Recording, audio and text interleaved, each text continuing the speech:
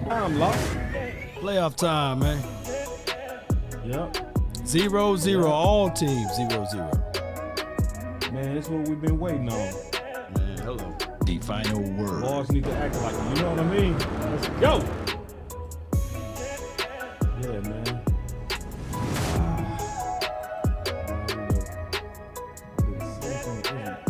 But it's all good. As the room fill up, man. If your team is in the playoff, let me see a blue heart in the chat. Right. Yeah. Let's see that blue. The final word. And if your team getting ready to win in the playoffs, let me get a heart. And let me get them flames. Yoga. Yeah, we gotta set it right, man. Oh yeah. I'm sick of this. The final word. Right. Too much fear in that. The final word. Fear mongers, huh? Man, trying to hit. I ain't trying to hit, man. Getting ready to beat them. They wounded. Let's go. They wounded. We got everything that it takes. Yep. The final word. The final word. The final word. The final word. Yeah, man. The final word. Yeah, man. What's up, though, The man? final word. What's been going The down with you, final big word. dog? Well, you know, just taking it one day at a time. Just going over the defense. Didn't get a chance to get back around to the offense on the all 22. So I'll do that a little later on tonight. From what we did like last against the Washington team, I thought I was going to be able to just flush that tape, but there's things that I still needed to look at. Okay. Yep. Okay, what specifically you seeing over there, big dog? Front five, man. When I break down the offense, I'm looking at the front five. I'm looking at the releases from the wide receiver. Of course, I'm looking at the progressions of the quarterback, and just looking at it from a different view. You know what I mean? Yeah. The final word. I ain't gonna lie to you, man. Flush that tape. I might pick it back up, though.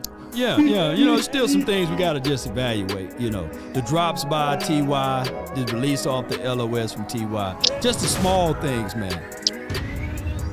The final word. Right on. What's up, OC? The final What's going on, guys? I'm chilling on the big dog. Another day, another dollar. How you feeling, bro? Oh man, you know, getting through, brother. I'm doing good though. I'm all right. You sound like you doing good, man. The final word. Doing all right, The man. final word. The final word. The This final gonna be a good one, word. man. I'm excited about this final The word. final word. That's some The final interesting stuff. word. We go- The final Yeah, I can't hear you as well, Bo. Final word. Hold on real quick. You can't hear me. Wait a second. I even got the mute. You can't hear me, bro? I can't. I can hear you now. You was a little bit low. I don't know The if it's final me. word. But hey, we kicking it off. Let's go. Ooh, I love that hashtag. Refuse to lose. Somebody say refuse to lose. Tomo, appreciate you. I just wanna run it up.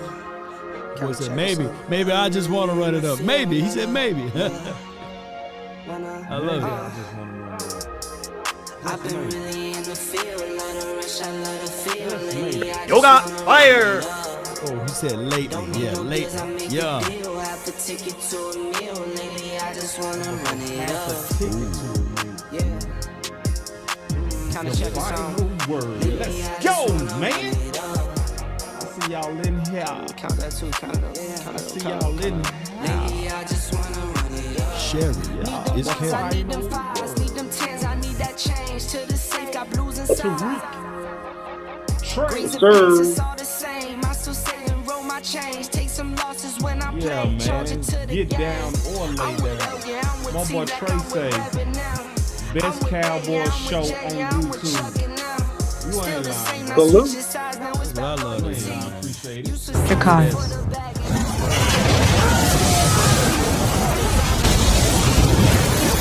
Just reckless on this Mickey shit. say we. Girl, it's nothing but this. Can't trust his soul, I keep a hammer. I'm entertained. I've been really in the field now. I need a feel lately. I just wanna run it up. I do. Let's go, man. Let's go, man. Let's run it up, man. It's easy money. All right, so usually we kick it off with Big Game James, but he ain't came yet. He'll be here when he get here. So we go change it up. We always finish it with Law, so we go kick it off with you, OC. Everybody obviously want to get some, I guess, final words on the game where we can kind of finish that out, get your thoughts on that, and then we'll just start talking about kind of like today's topics. Right. Which I got some good stuff. Law got some good stuff. We go cook today, but what you got, brother? Yeah, man. So listen, the Cowboys go and throw away the last game to the Washington Commanders. This was not a game that the Cowboys were trying to win. This was a toss-away type game. Yes, we want to be sharp and we want to be much cleaner going into the playoffs. And I was a huge proponent of that, definitely on the post-game show. But after further thought, there are some silver linings as it relates to the Cowboys. A, you're going to have Jonathan Hankins back. B, you're going to have my man back. That's right, my new guy, LBE. You're going to have him back in that lineup. And then also, you're going to be playing with the real cornerbacks that you're going to play with. And so, I believe that we use this as a preseason game. And I said that on the final word, not the final word, the post game. And at the end of the day, it's over with. It's done with. Let's move on. Let's focus on how we can be sharp. Let's focus on how we can go and get this dub versus the Tampa Bay Buccaneers. There it is. Law. Man, most certainly. This game, the final game of the year, when we look back at it, we can say to what OC said, maybe it was a preseason game. They were just running packages and not really trying to play up to par. That's what I would like to believe in, and hopefully we can iron out some of the things that we got a chance to see from some players like Tyler Cole, like the Trayvon Mullen, and like the other snaps of guys that we got a chance to see that probably will not play in this next game. So good, man. Preseason game. Hey, I look at it like this. Actuality, it hurt the Washington. They may pick deeper down in the playoff, in the what do you call it, the draft time now. They probably hurt themselves, right? Yeah, and as far as draft quick, order, that's I what want to kind of and appreciate the super chat, Mickey. Really appreciate Mickey. Boss. We got 0-0. Wipe the slate clean. Go get the dub. Yeah. And listen, I'm gonna be all the way honest. After digesting everything and just taking my time and looking and listening, bruh, it's very, very. I'm gonna be honest. Now I see. Listen, I'm gonna just tell everybody straight up. I'm not gonna BS y'all. We panicking. We panicking real bad. So I'm gonna play something. Then we go talk about it, and y'all gonna see what I'm talking about when I say panicking. And this is from Dallas Cowboys YouTube. I got the link in the description. Listen. Well, it's good to see you guys. I'm really pumped to get rolling for this week. Just what we've been looking forward to and getting that way. And like I said, I'm really pumped to get rocking. So over the last few weeks, you guys have heard me discuss. We're going to try a couple different combinations at different spots to go. And I thought that's an important exercise to go through. It's not always comfortable, but I think me, I've never been one to be worried about being, comfortable with the uncomfortable. And sometimes when you have to go through those, it's important because you get to say, okay, starting role, backup role, backup role, neither role. Neither role. I like doing that. And you gain things, you gain experience, you gain stuff to go through. And it really lined us up into where we're heading into this week. Oh, well, hold on. It what? Really lined us up. What? Us. Okay. Yeah. Okay. Up for where we what? Next week. Going this week. Okay. Yeah. Let me keep listening. So that's why I think we had discussed that, previously about, how we would feature some guys and how we'd roll. And now that we're here, we get to do that. And so it kind of gave us a vision of, how do we feature the guys best heading into the postseason. So with all that said, I know you guys got a bunch of questions, and let's get the whole thing rocking. David Moore, Dallas Morning News. Now that you've had these 3 to 4 games. So I want us to kind of sit back and kind of talk about that, because see, y'all both said this, and OC said this loud. Yeah. When you really listen, this was truly like preseason. So let me explain it. We was playing with our food, but it's not necessarily dumb. Dan Quinn them was more so, in my opinion, looking at this as a tune-up game to figure out which one of those corners was gonna work under the lights. And if you listen to him closely, he literally said that he been doing this for 4 weeks. Let me play it real quick. Give me 1 second. Here, where do you stand at that corner opposite of Trayvon as far as how comfortable you are with how you can manage that position? Yes, and I do. I felt, like I said, it was really important to go through different people, different combinations of how to go. There's nothing like being in the fire a little bit and just know what you have. And sometimes you may game plan, certainly, but sometimes you wouldn't, to say, I want to see what this would look like in some of the hardest situations. So sometimes you have to create that to give the moment to go. So I feel very comfortable with where we're at. I'm certainly not going to disclose that today. He not gonna tell you who the starting nickel go be, basically. He not gonna tell you that you go see that when they come out versus Tampa. That was going to be your follow-up question, but I do feel like, okay, I've got to handle how we want to go and play. And so that was what my goal was, 3 to 4 weeks ago. And 3 to what? Wait, 3 to 4. hold on. That didn't just go by me. Hold on. What you say? Did you, what?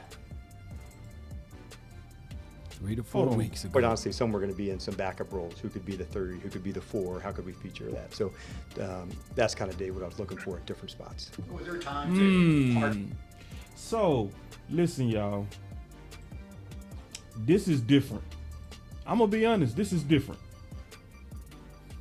Because those who believe in momentum hate what just happened or what we just heard. Right. Okay. Right? Because people who want momentum, they want the starters out there. They want you to be decisive. This is my corner. You go play. Dan Quinn didn't do that, which is saying that they was juggling. They was trying to win and they was experimenting at the same time. But the experimentation is over. And so I see somebody say I'm making excuses. No, I ain't. No. You explaining. You're not complaining. You explaining the situation, and you got context to it. Let's say this, for example. Last season, we finished the season out with 2 blowouts on our end, right? We blew the Washington team out 56 to whatever, and then we blew the Eagles out 51 to whatever. Those are the 2 points that we scored last year heading into the 49ers. We had a lot of confidence. So let me ask you guys this. Dan Quinn might have looked back at that and said, okay, the offense were able to put up 50 points. The defense were able to hold both of those teams under 22 points or something like that. It didn't work for us last year. We came in too confident. So now we look back at it a year removed, and now we just trying to make sure we tinker out everything. Now, from a fan base and from a fandom, I want to win every game. I don't even let my daughter beat me in dominoes. You see what I'm saying? I'm telling baby, you're going to have to learn the hard way, right? That's just me. That's my psyche. I don't like to lose. So, but what Dan Quinn is saying is that he don't want to lose and figure out things on Monday night. He might as well see what Trayvon Mullen can really do on an island by himself, or what Tyler Cole can do inside. So it's a lot of things, and maybe the offense picked that up too. They wanted to see if Noah Brown could do certain things, although Noah Brown been boo-boo Brown in these last few games. But go ahead there, OC. Yeah, I get everything that you're saying in terms of the interpretation of the events that happened. The thing that I'll just jump off, since that was the last thing you said, the Noah Brown thing. If you don't know what you got Noah Brown, you are out of your mind. Noah Brown is a 3rd to 4th wide receiver. We don't need to experiment with Noah Brown. You know who should have got those balls? T.Y. Hilton. Yeah. T.Y. Hilton should have got those balls thrown into him. If you go chunk it into double coverage, chunk it up to T.Y. Hilton. Let's see if he can come down with the football. We already know what we got there. So at the end of the day, I understand and I respect the addition in a live situation with some of these cornerbacks and even Jabril Cox getting some more play time, right? I appreciate those things. But, however, on the side of momentum, and I'm going to argue for those that want momentum, and I tend to be more of a momentum guy, but I understand the fact of what he was doing. And momentum, I think, is delicate. It's hard to get. It's easy to lose. So at the end of the day, we're going to see exactly how it plays out. I feel like that based upon the recent history, the Cowboys can come back from this and put on an outstanding performance with focus against the Tampa Bay Buccaneers. However, you want to guard momentum at all costs if you can. But I understand the situation. Well, let me ask you this, though, OC. Oh, my bad, boss. But let me ask you this, OC. Didn't you learn from this game? I know you learned from this game that you have to know with your heart that my guy Jason Peters, he may be good for 25 to maybe 30 snaps, but from your eyes, is he good for 60? I think that Jason Peters overall did a solid job. I think that, he's better suited as a swing. That's what I think. I think that, and we're going to see that this week. You're going to see Tyler Biadasz back at center. You're going to bump back Connor McGovern to left guard where he belongs. You're going to bump back Tyler Smith to left tackle, and then you have Jason Peters going back to the swing. I think that overall he did a solid job. I think he overset Chase in some situations because he's compensating, because he knows he didn't have the foot quickness that he used to have, which is fair. But at the end of the day, I think he's best as a swing. If he has to do it, I think that he probably could, but he's going to be best and optimal as a swing. And I want to say something, too, about what Dan Quinn said, and just using my common sense. All right. And Law, OC, tell me if I'm tripping. I know y'all going to be very balanced. Okay? Don't take it easy on me either. All right? I'm cool with being wrong on this. Okay. But this is the deal. I really feel like it's impossible to communicate two messages. It's impossible to say we are going into this game versus Washington, right? And we are really maxing out to try to win in the division. And at the same time saying we getting ready to rotate some players to see what they do. I think it was a lose-lose strategy. And that's why I don't think it's a good representation of what came out week 18. You see what I'm saying? Because it's impossible to say, yeah, we getting ready to give this corner some reps. Yeah, we getting ready to sit you down and see what this guy can do. But yet at the same time, just be like, we going all in to win the division. That's why I thought and think we saw the sloppiness. Yeah. Which I'm really saying we likely go come out burning hot on Monday. Because that's going to be our real team. That's going to be the best of the best of us. Am I tripping? No, you're not. You're on the right pathway. Okay. Go ahead. Go ahead, OC. Yeah, I don't think you're tripping at all. I think that, my contention and my only feedback about how this week was handled, I would prefer to just come out and say that, hey, man, this is a game that we go play with some different things, and that winning this game is not priority. We're trying to get ready for the playoffs. I would just rather you come out and kind of say that, then that way it'll be much better. Yeah. Yeah. I definitely agree. Okay, am I back? Yeah, you back. No, you back. But that is a feel good. That's a feel good moment though. The OC. That's a feel good moment for us to come out and say, yeah, we just gonna rotate our guys on the front end. We're not gonna take it all. We're not gonna give our all in this situation. And then they say that, and then that will be the day that the Eagles get blown out. That will be the day that the 49ers get blown out. And we said that on the pretense of that game, on the pre-game speech, what have you. And then everybody, this fan base, would have been like. I don't think we got the level of the fan base to say that. Yeah, no, that's true. Great point. So true. That's so true. Yeah, great point. Hold on, I great gotta clap point, it up for Law. Hold on. Yeah, great point. Great point.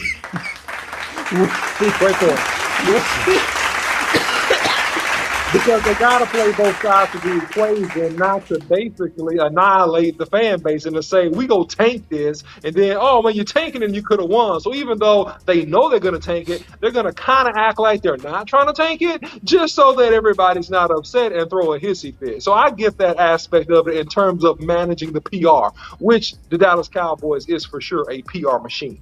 So I get you on that. But yeah, just from a coach perspective, I just was like, man, listen, at the end of the day, man, we're trying to get ready and win the playoffs. And you could even have that messaging. Hey, winning in the playoffs is the most important thing to us. Yes, we're going to do everything we can to finish this game strong. But hey, you know, we want to win when it really counts. That type of vibe. And then you could have got some buy-in from the fan base to be like, yeah, that's what we're doing. We're focused on the playoffs. We want to just win the playoffs. And you could have sold that narrative is what I'm trying to say. Yeah. Let me tell you how the ants, they so busy trying to tell the bee how to make honey, right?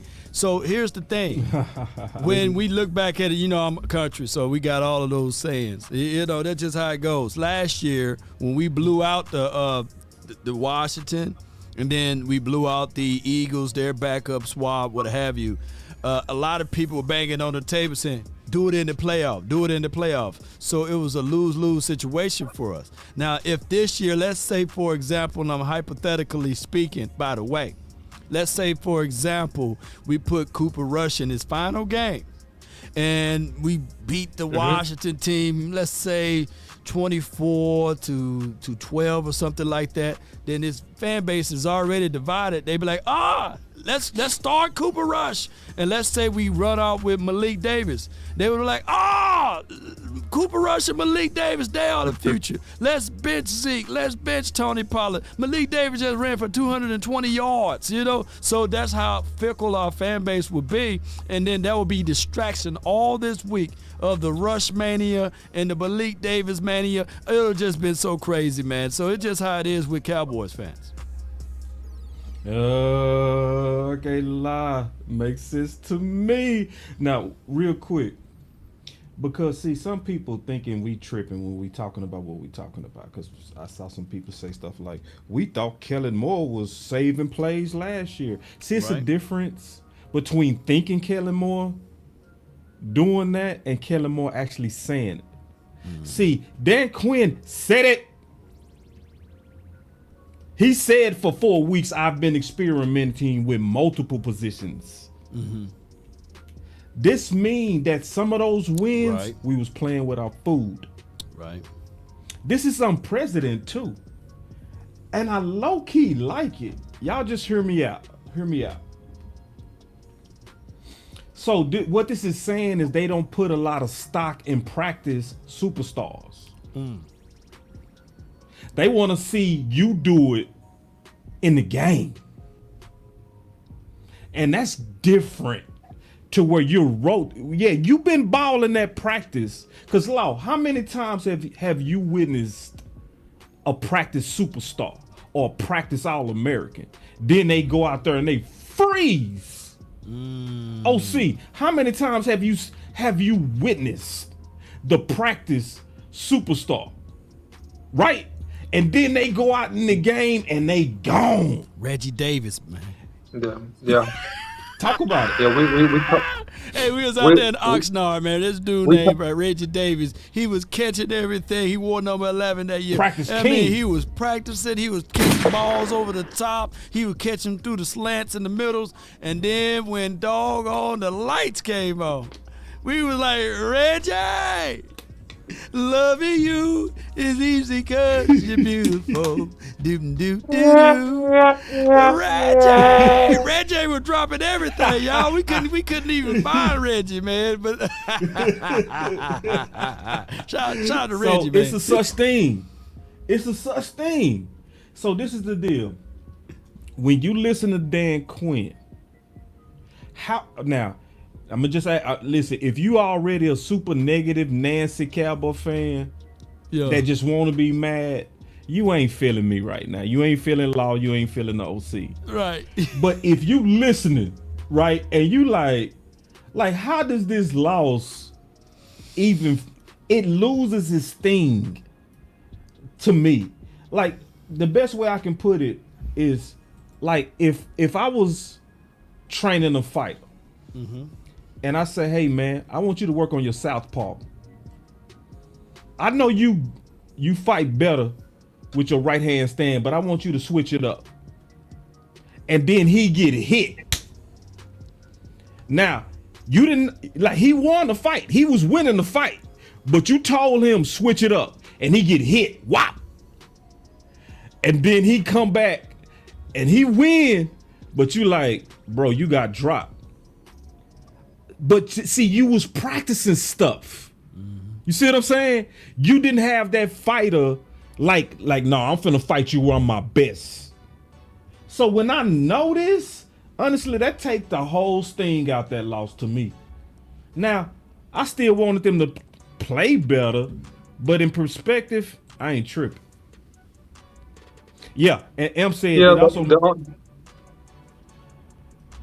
M said we ain't peaked yet with the super chat. I appreciate that.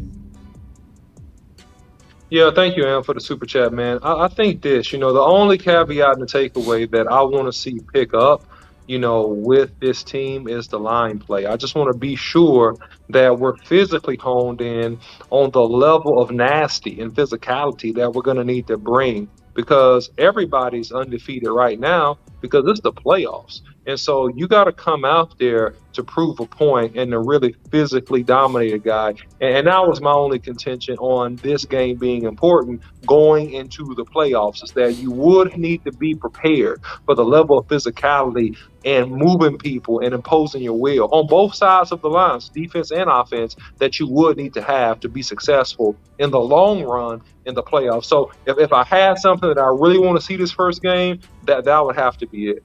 Man, most certainly the OC. And one thing I can tell you, the fate of the other teams will already be seen. We played the last game on the opening week of the playoffs, which give us an extra day of rest. And also, I'll tell some of my players, calm down, relax, go eat your oodles and noodles, sit on the couch, watch one of these playoff games and see the determinations on how they play out there. They're going to have to leave it all out there on the field, but watch, there's going to be tears shed. Watch it. Look at the tenacity. Look at the temperament of the game. Playoff game is all or nothing. There will be teams that will be crying this weekend when their team is up out of there, right? So I want them to sit back and understand that there's no tomorrow. So when that team, whoever play on Saturday, I don't have the list in front of me. There's going to be two teams. Is it two teams playing on Saturday? There's going to be two heartbreaks on Saturday. And then there's two other teams on Sunday, I believe, or one team on Sunday. There'll be a heartbroken on Sunday. And then Monday night, we have to let everybody know we are the Cowboys. We got a third of the fan base saying we were one and done. Hey, we got ESPN, the NFL network, the three-letter network, whatever network, are counting us out, even though Vegas got us at a +3, because what they're trying to do, Boss Cowboy and the OC, is when we be victorious on Monday, they're going to try to water that down. They're going to say, well, we had to win it anyway. No. Oh, yeah. No, I want us to do our thing.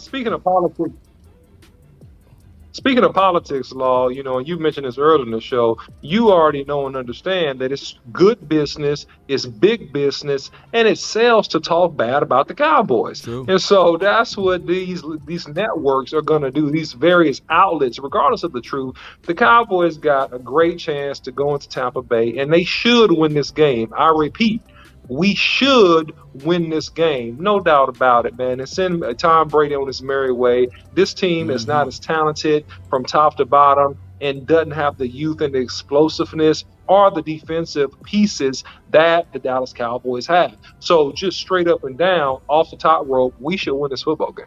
See, my boss asked, he said, what Boss Cowboy talking about? I'm going to be honest, bro. I ain't talking fast. You just listening slow, bro. That's all it is. So check this out. We Them Boyz. Yeah. He said, we came out and played the same way. Just like we're going to look the exact same way this weekend. See, this is what I'm talking about. Some of y'all literally take pride in being super pessimistic. Fan how you want to, big dog, but I don't see how y'all take pride in wishing death on us going into the playoffs. And y'all take pride in this. Right. You know, y'all happy to say that type of stuff. But hey, it's cool, bro. So what I'm gonna do is I'm time stamping all of y'all. Right. Listen, I'm a OC, you ain't gonna like this. I already know you're not gonna like this, OC, but I'm gonna tell you what I'm gonna do, bro. I'm gonna go ahead and tell you. I'm gonna tell you, get ready, bro. When everybody else gonna be having a show on Tuesday when we win, and they gonna be calling it Victory Tuesday, mine is gonna be called, write it down. Mine is gonna be called Petty Tuesday. Petty Tuesday. All right? No, you ain't gonna do it. Yes, I am. Yes, I am. Yes, I am. Yes, I am. Yes, I am. Petty Tuesday. I'm going at all of these. I'm sick of it. I'm sick of it, man. It's too much switching up, bro. I can't handle it. I can't. If we locked in, ain't no switching up. If you locked in, it ain't no switching up. If we locked in, ain't no switching up. No. Hey, You're not we gonna be gonna able to talk about come it. back to the house. You're not gonna be able to just come back in the house and have a seat like you was not slamming your own team. Right. You ain't gonna Well, be you able to do it, big dog. well, sometimes we have something called, Grace. No, I ain't trying to hear it. Listen. No, I listen, ain't listen, listening. boss. Listen, boss. Let me balance you out just a little bit. All right, because sometimes you do have trauma, okay? And so when you have trauma, you have to recover. And so a lot of these fans, these Dallas Cowboys fans This over the ain't last trauma. 20 some odd years, it is. They have ain't trauma because if they see signs of weakness or signs of any regression, they immediately revert back to the worst case scenario on what could happen, right? And so what we got to do is look at, and I'm telling people this, short-term history, so that you don't overreact and revert back to the worst possible scenario just because you saw something that you didn't like. So that's it, man. That's the whole thing here, man. And one guy said, if we lose, what do we do as an organization? Well, we're not going to talk about that. We're going to talk about that next week once we get the dub and we advance, because we go give the whole NFL, the whole nation, the game that people really want to see. And they really want to see us play Philly in the playoffs. And that's what everybody wants to see. And we go give them that game, and it's going to be historic. If we locked in, ain't no switching up. Y'all listen, get ready for Petty Tuesday. Yeah. I'm just letting you know, get ready for Petty Tuesday. See, this is the deal. Y'all think y'all can actually come in here and try to ruin our optimism, and you think boss not gonna give it back to you?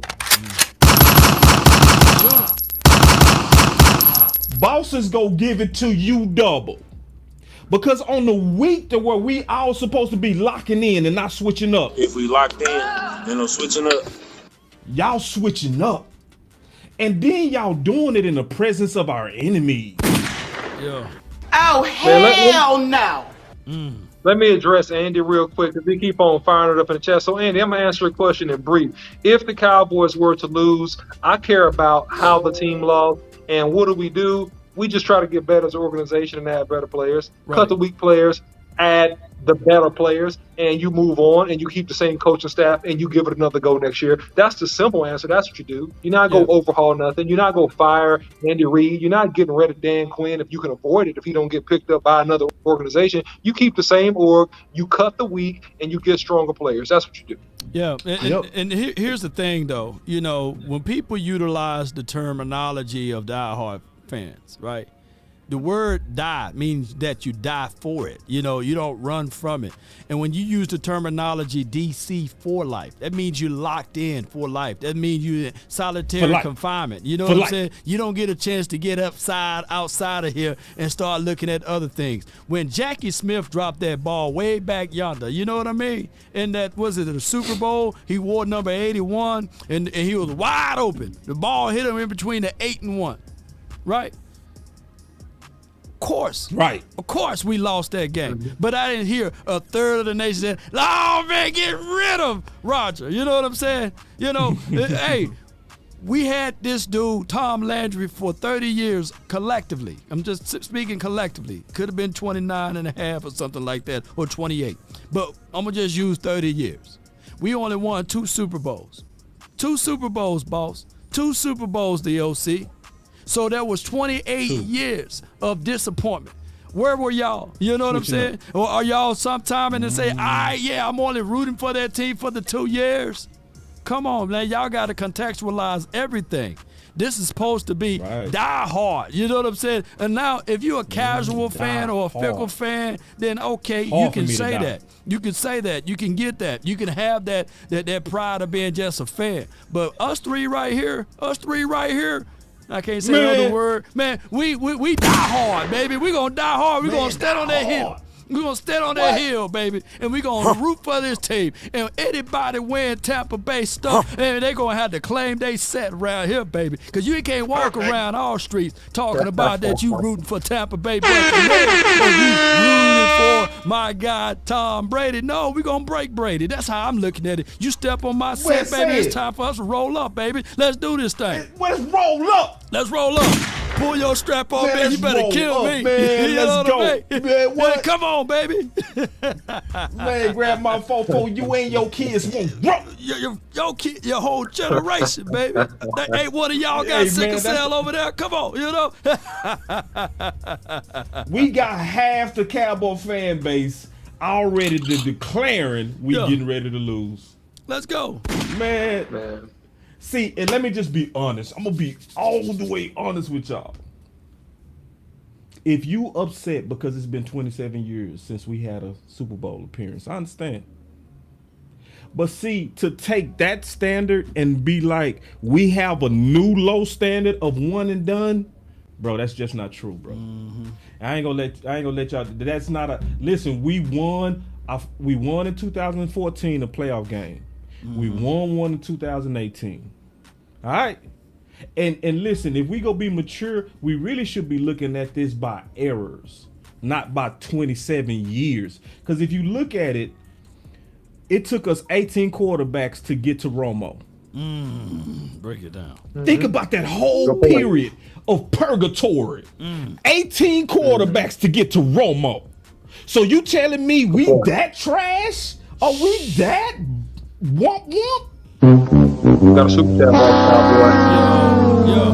Hey, boss. And we still were rooting for this team. We were still rooting for this team. Come on, baby. Right. Let them know. What?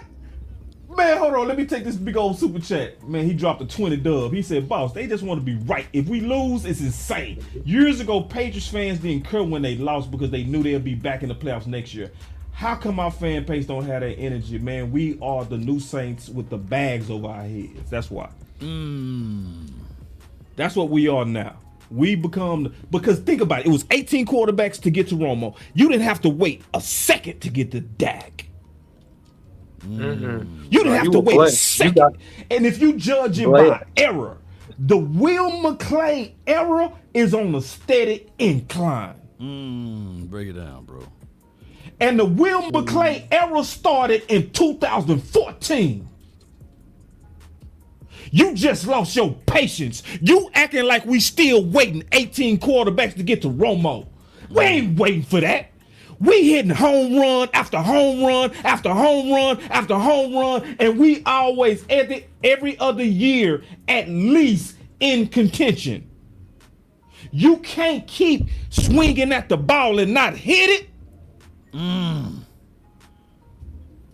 So if you're a mature fan, stop talking about the wife that left you 27 years ago. You got you a whole new lady and you taking it out on a new woman. You tripping, dog. From a psychology reference, that's displacement reinforcement for those who don't know. You know, I know a little psychology. You know, right Hit him, Law. Hit him. Say that. I'm the double psychology major, Law. From the psychology aspect of it. College word. Yeah. That's displacement reinforcement. Let's go with it. Yeah. Woo.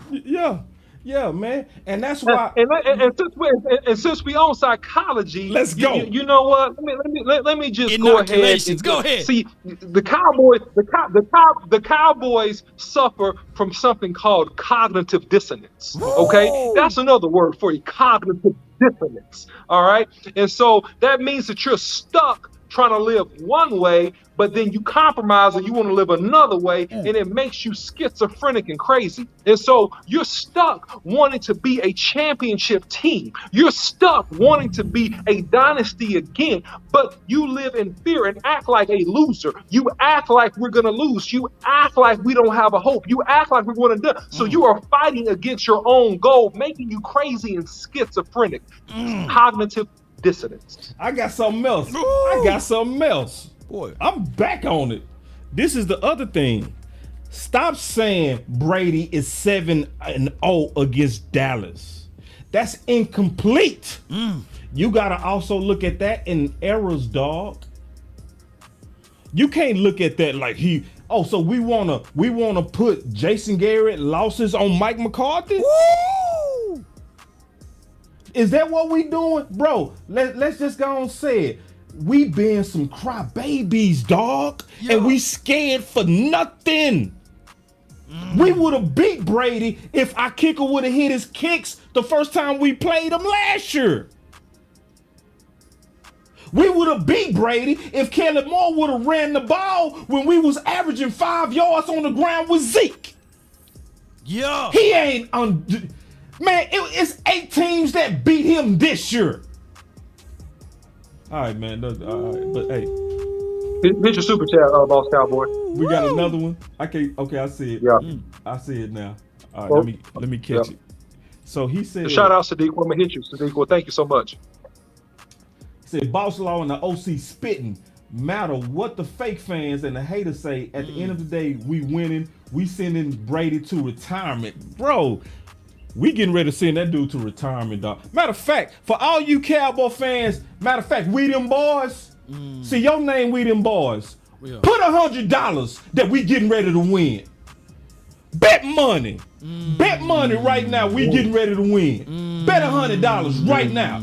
I'm betting we getting ready to win. Put your money where your mouth is. If you so certain we getting ready to lose on money, bet money on it, homeboy. Take that name off, homeboy. You know what I'm saying?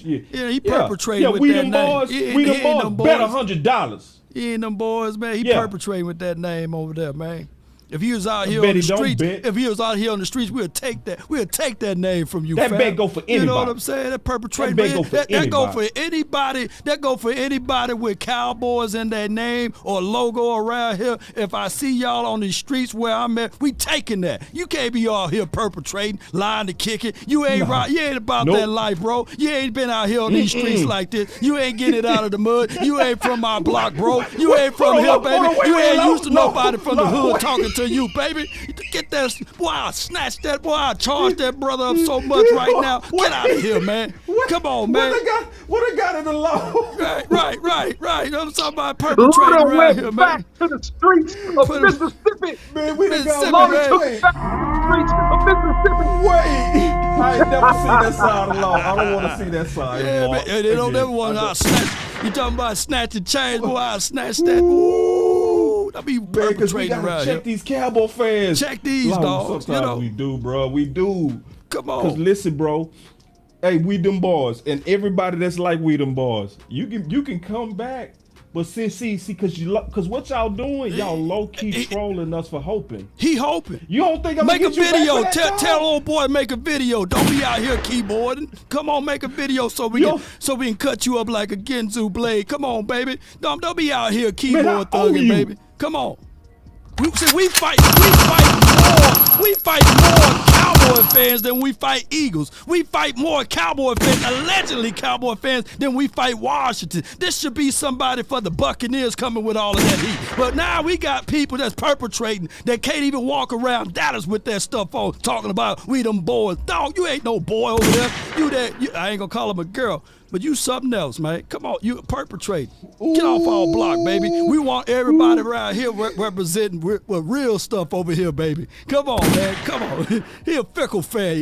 We them fickle fan. That's who he is. Man, let's go. Because bro. if he locked up, take the license plate off. Come on. Take the sticker off the side of your car. Yeah. Throw away your hoodie. Throw away your hat. Throw away all your jerseys. If you go turncoat at this point, what you saying about? Man, that's exactly what I'm saying. Because you cannot act like that. You can't act like you can't act like that on. Not this week. Not this week, boy. What's wrong with y'all? He ain't got no heart. He get Kool-Aid.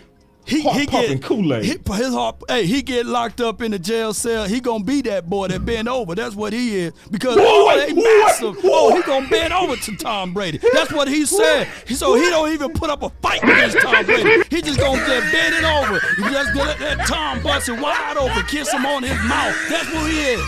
You know, that's who he is. Anybody who said one and done, they ain't ready to fight. That's just what it is. Let me give a shout out. Let me give a special shout out to my Cowboys family, boss Cowboy. They in the building. He said, "What's up, fam?" A lot of fans want to be realistic because Kellen Moore is so inconsistent. If we play like we played in the Vikings game, we'll kill Tampa Bay. All right, that's what they say. But if like the last 2 weeks, no matter what, go Cowboys. So, what y'all thoughts about that? That's different. That's logic. That's logic. See, when you say if we play like we played against this team, then we go lose. No, I ain't fighting nobody that say that. Nah, I'm fighting all the people like we getting ready to lose. Right. Those are the people that I'm. See, my Cowboys family, they said it exactly right. If we play like this, we go get this result. But if we play like that, we go get that result. Nah, I'm cool with that. Yeah. And none of us got no problem with that. Yeah. Because right now, Shaq come through this door. I'm guarantee you, y'all gonna be like, man, Law gave him the first few licks until this happened. You know, it was. As big as he is, I'm gonna give him the first few blows, but I ain't just gonna lay down and say, hey, come take it. No, I'm gonna give him everything I got. So that's what I want Cowboy fans to do. Those who are really riding with the crew, those diehard Cowboy fans, I'm willing to want them to be like, all right, as much as big as this dude is, I'm gonna give them my all before they say, hey man, he too big for me to fight. Nah. Right. Exactly, man. Let's to transition a little bit, when you guys get ready, boss, we can get down into the nitty-gritty of exactly why and how the Cowboys are going to beat these Tampa Bay Buccaneers, because that's what I can't wait to get into, because we go lay it out and we go give all the haters a real plan and show you why you wrong for the doubt. Before we do that, I got to get to a little bit of drama. All right, because I do sense a major risk that's trying to attack the Dallas Cowboys. It's this narrative of first downs and running on first downs. I'm going to let y'all listen to it. We go talk about it. We go break this down. Here we go. This is coming from 105.3 The Fan. All right. It's called design run plays 58% of the time, which tied the Niners for the highest percentage among your playoff teams. The Niners obviously do it quite well, and you have not. Dallas is... Hold on. Let me fix that. I got to fix something real quick. Give me 1 second. You know about flying them planes. Oh, yeah. You put the propellers on it now. Here we go. There we go. 4.1 yards off those first down runs. How are they this bad on first down? First of all, is 4.1 yards bad? Nope. He don't understand football. This guy. Wait, don't kill him. OC, don't overkill him, dog. Oh, okay. No, you know I have a low tolerance for ignorance. I'm sorry. Let me be nice. Yeah. I don't like ignorance. I'm sorry. Wait. I'm just talking about the original statement. Go ahead and play it. I'm gonna be patient. I'm gonna let him finish. All right, let me. Hey, one more time, Law. One more. Slap him. One more, Law. 4.1 times 3 is first down. Come on, man. But keep going. 4.1. Simple math, Law. Simple math. Yeah. 4.1 is bad? Shoot. On first down? When? All right, hold on. Maybe meant 2.1. Half of that. Let me keep going. And you have not. Dallas is now averaging 4.1 yards off those first down runs. How are they this bad on first down? Okay. That is 11th out of the 14th playoff teams. Who cares? I don't. What they averaging though? Who What they averaging? cares? Shit, if they You if they getting 11 4 on You're first grabbing down? at straws. You're grabbing at straws. This is All scary. right, this is called grabbing at straws. And this is scary. You want Doctor. to be contrarian to look relevant when you don't have any good points. You want to be contrarian to look like you're relevant when you have no valid points. You can run the ball 3 straight times, and that is 12.3 yards added up. That is a first down. If you do that approximately 8 to 9 times, that will turn into a touchdown. That's if you start at the 1 yard line, by the way. Bro. All right. So this team that was running incredibly well through about the first 10 weeks is now one of the worst, especially on first down. They are then 13th out of 14 when it comes to passing yards per play on 1st and 10. They are at 6.1 yards per passing play at least, but amongst the playoff teams, second to last. So, you know, they're struggling on first down a lot. I guess I could live with more of a 50-50 split. Like that would be the answer to me. Like, let's just make it 50-50. We're getting more on the pass. I think we're doing enough providing deception of running, but considering how bad the running game has been, I think right now you hope for a low-scoring game, but once it gets out of control, you can't keep running. You're going to have to end up passing this ball a lot and hoping the aggression pays off. But I don't know what the solution is and what the explanation is on how a team that is so good across the board in season-wide analytics and counting numbers, they're pretty dang bad on first down now, Chiafalo. Do you find any wisdom or answers in what you're looking at over there? Well, and see, this is the worst part. No. I'm sorry. If you go talk about analytics, Law, what's the analytics of us running the ball 30 times or higher?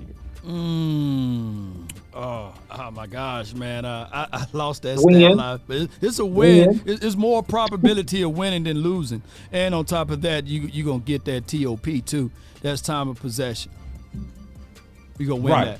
So hold on real quick with the super chat. Boss, remember when I told you our negative narratives coming from within our organization? Yeah, and see, Mickey, you got a point. See, because I noticed something. I put it on my Twitter. Why is this message also coming from the Cowboys? The Cowboys putting this out too. Did y'all notice that? Nah. Yeah, here's let me say something, and I'll address the super chat. They say, why am I making that face? Because our run game has been atrocious for the second half of the season. No, the running game hasn't been atrocious the second half of the season. The running game hasn't been as good the last, I would say, 3 to 4 games for several different factors. And if you look at the composite and the body of work, and when you talk about the run game and when you talk about stats, that's why, see, if you can't look at a text and make that your doctrine. You have to look at context. And this is the issue here. If you just mention first down, you're not looking at context. And context would have to be third down conversions. Context would have to be points scored. Context would also have to be how good the Cowboys have been when they got inside of the red zone. Yeah. Okay, overall, as a statistical data point. And so if you just want to throw stones and you want to be a person of controversy to say we're not good on first downs, okay, great. The Cowboys can be better on first down. But aren't we the second leading offense scoring in the entire NFL? Is that true? Right. Yeah. Yeah, is that true? Right.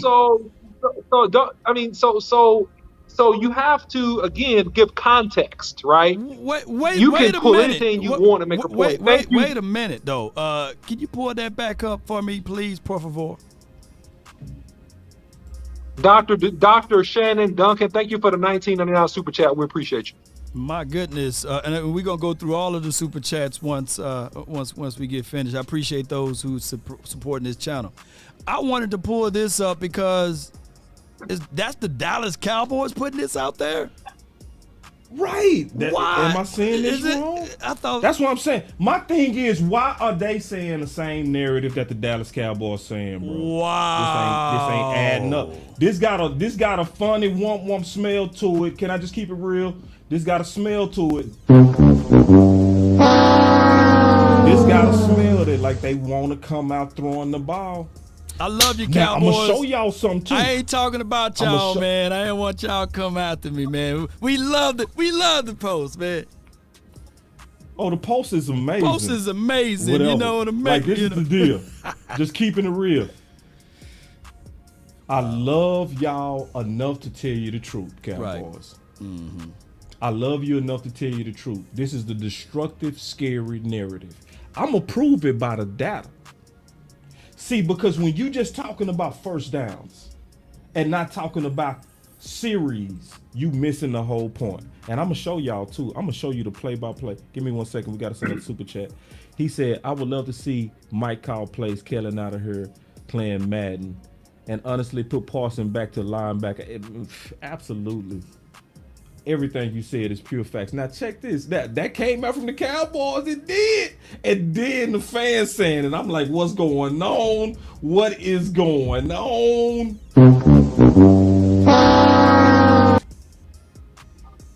You want answers? All right, here we go. So let me keep listening, though. Let me keep listening. Because it's like, it's almost like they trying to push Dak to throw the ball.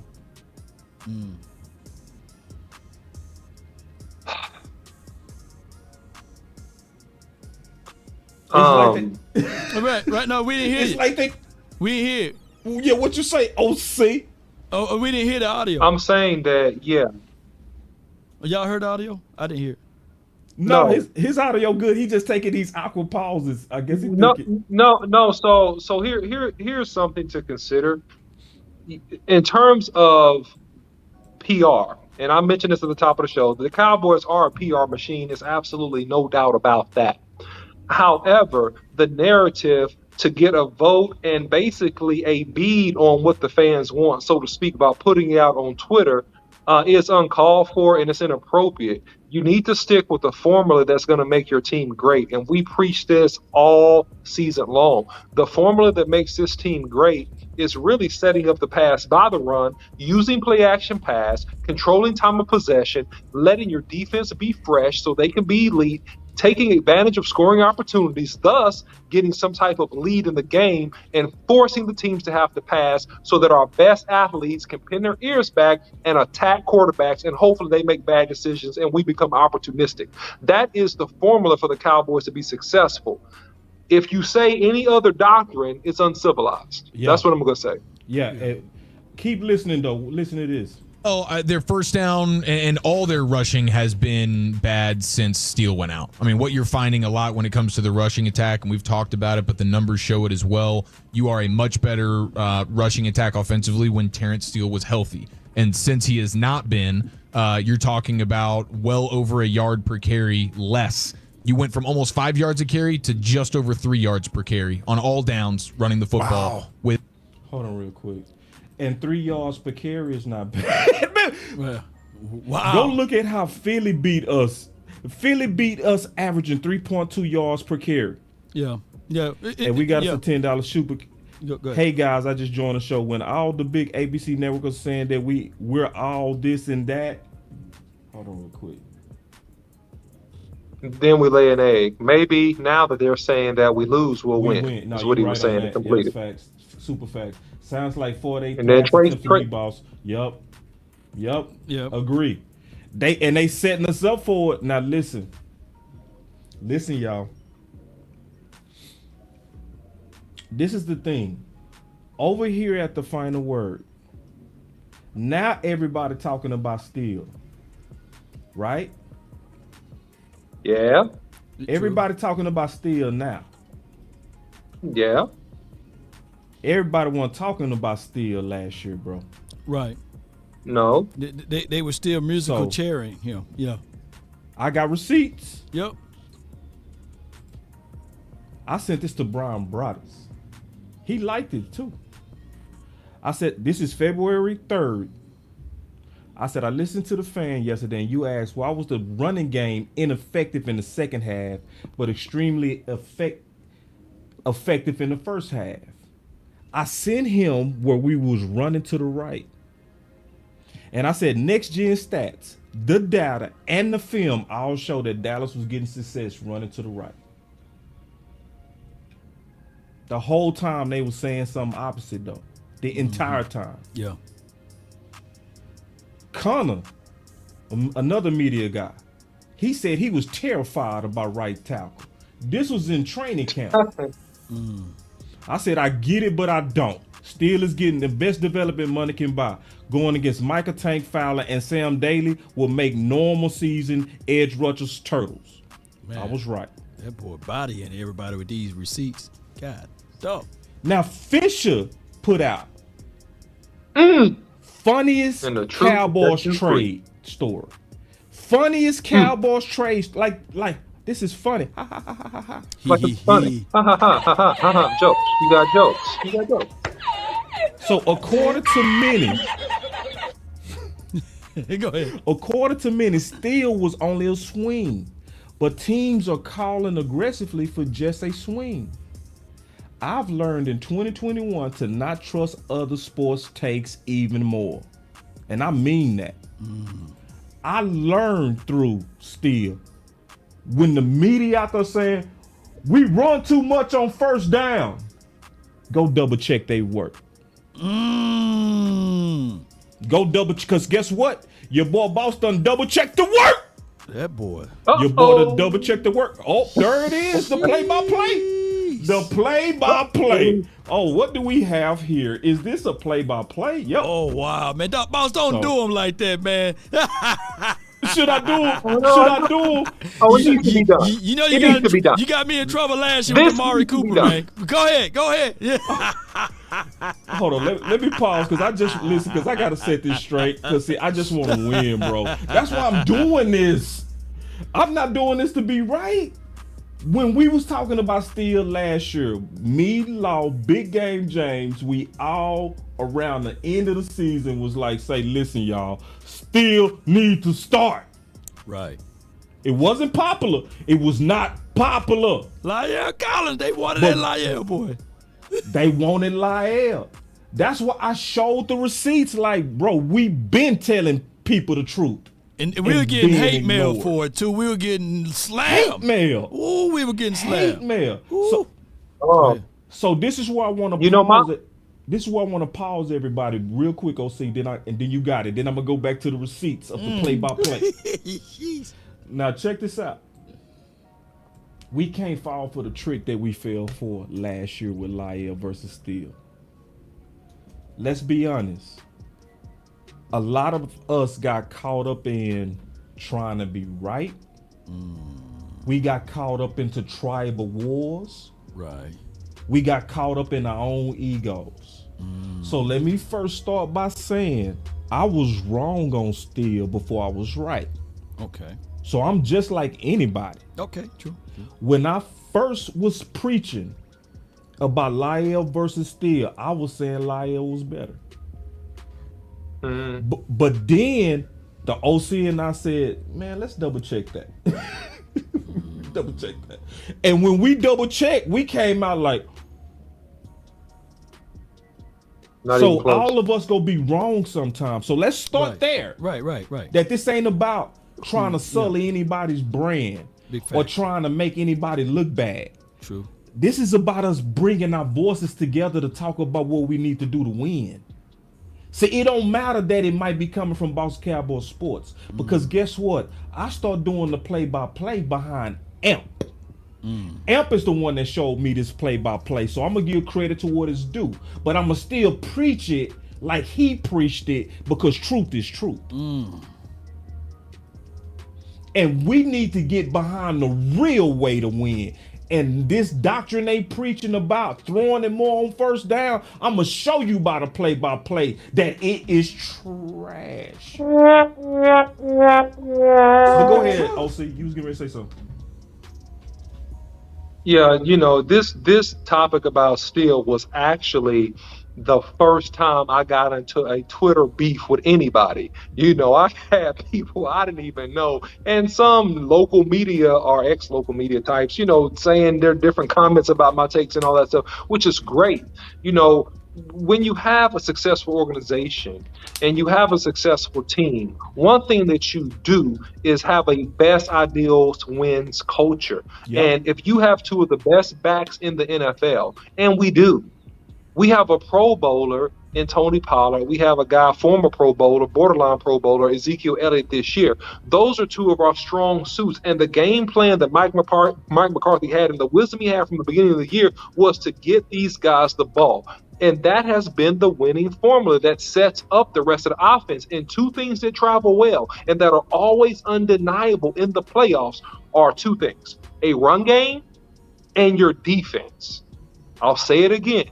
Your run game and your defense. Those are the two things that always travel and do extremely well. And most of the Super Bowl champions, even back in the last several years, including when Pat Mahomes won it. Pat Mahomes won a championship, just to use him as an example, because everybody looks at him as the best quarterback in the league or top two. He didn't play that well when they won that Super Bowl. It was on the back of how effectively they ran the ball that they won the Super Bowl. So you got to bear in mind how to control and win football games. And we can't get caught up in the hype machine. We can't get caught up and get befuddled, get tricked, get hoodwinked at this time. Yep, we can't Stick get hoodwinked with the script. And we can't get into tribal wars. Right. It's the wrong time to, because listen, I already know Law is the Dallas Cowboy YouTuber favorite YouTuber. I am one too. OC one too. But see, the problem is when people watch us, when they hear Law come out with it first, they don't want to say it because they know we go get credit. When Amp said, they don't want to say it because they don't want Amp to get credit. They don't want his channel to grow. When it comes from me, you see, we can't get caught up in that. This would be the time we need to lock in on what's true right now, this week. Forget who go get credit right now. Forget about that. Let's go to the truth. This is the truth. Here it is. So you heard them all talking about, we need to throw it more on first down. And see, and listen, and this is the thing. Before I get into this, I'm gonna show you this game today. I'm gonna show you all the losses tomorrow. And they go all have the same thing in common. Same pattern. It's gonna be the same thing. Whenever we throw 2 consecutive times, we generally punt it like 90% of the time. See, they'll tell you about throwing on first, but see, talk about the whole series, not just, they threw on first. No, tell me how the whole series went. What's the key word, boss? Context. Context, baby. Give us the context. Yeah. All right. We got us a super chase at boss. Have you guys talked about who will be on the O-line? Yeah, we'll talk about that. We'll throw that in there real quick. But okay, so this was the first down that we got. And this is how the game started. We ran Elliott. And what happened? It led to what? 3rd and 5. Is 3rd and 5 a manageable third down? Extremely. Yeah. You generally want 3rd and 5. You really want 3rd and 4, 3rd and 3. Yeah. But 3rd and 5, you cool. Yeah. And we threw it to Noah Brown, got 10, converted. Okay. So now they were saying we don't throw it on first down. What we do right here, we threw it on first down. Yep. We ran the Pollard, got 5. Okay. Then it was 3rd and 5. On this one, we didn't convert. We ran Pollard again. He got 3 yards. We punted. Okay. All right. So that time, the run game did not work. Cool. All right. So now let's go look. We came out again on first down. They say the problem is we not running on first down. What we do on this first down? Incomplete pass. Throw it. Yep. And then what happened after that? We ran Pollard. Then we passed. What happened? Sack. Rightly divided, boy. You are rightly divided. What? Yeah, listen, bro. We gonna go through each one of these, bro. Oh, they said we weren't running on first down. They say we weren't throwing on first down. They said, we need to run it more on first down. What did we start this drive with? Pass. Man, then what did we do? Run. Okay. Then he had to scramble because it was pass and punt. Man. I'm keep hitting it every time you do it, fam. Now, this one started with a run. Cool. But it was 1st and 10. We got 4. Shoot, what we do, we come out pass. We came out pass and interception. Let's go to this one. I'm killing them, baby. This one, get them, man. This one, we started off with the run. Run. That's 3 yards. Go ahead. Yeah, we got 3 yards. Then we got 2. Okay. Tackle by got Ridgeway. 3rd and 5. That's manageable. That was the incomplete to Michael Gallup. We punted. The run game didn't win that time. Cool. All right. Let's go here. It's a punt series, yo. All right. Yeah. So we start this off with the run. But see, what you go see is, this is what you go see. You go see 1 run, consecutive passes, and punt. It's going to be the consistent pattern. We started it off with the run. We had 2 consecutive passes and punt. All right. And when you look at the touchdown drive, this was all passes, but also keep in mind what happened. This was 2 minutes. 2 minutes. Right. Yeah. So that's gonna be a pass, and we understand that. All right. Now it gets crazy. Boss, you killing them, man. That boss, man. God dog, man. You telling too much truth out here, man. You're a marked man, man. But look, this is crazy. Now watch this one, Law. It started good. We got 5 yards off of Zeke on 1st down. But remember, it was holding. Right. All right. So then it became 1st and 20. Twanky. Yeah. That fool Kelly Moore ran the Now, so the cocaine's happening. When does that crack come into play for you? bro.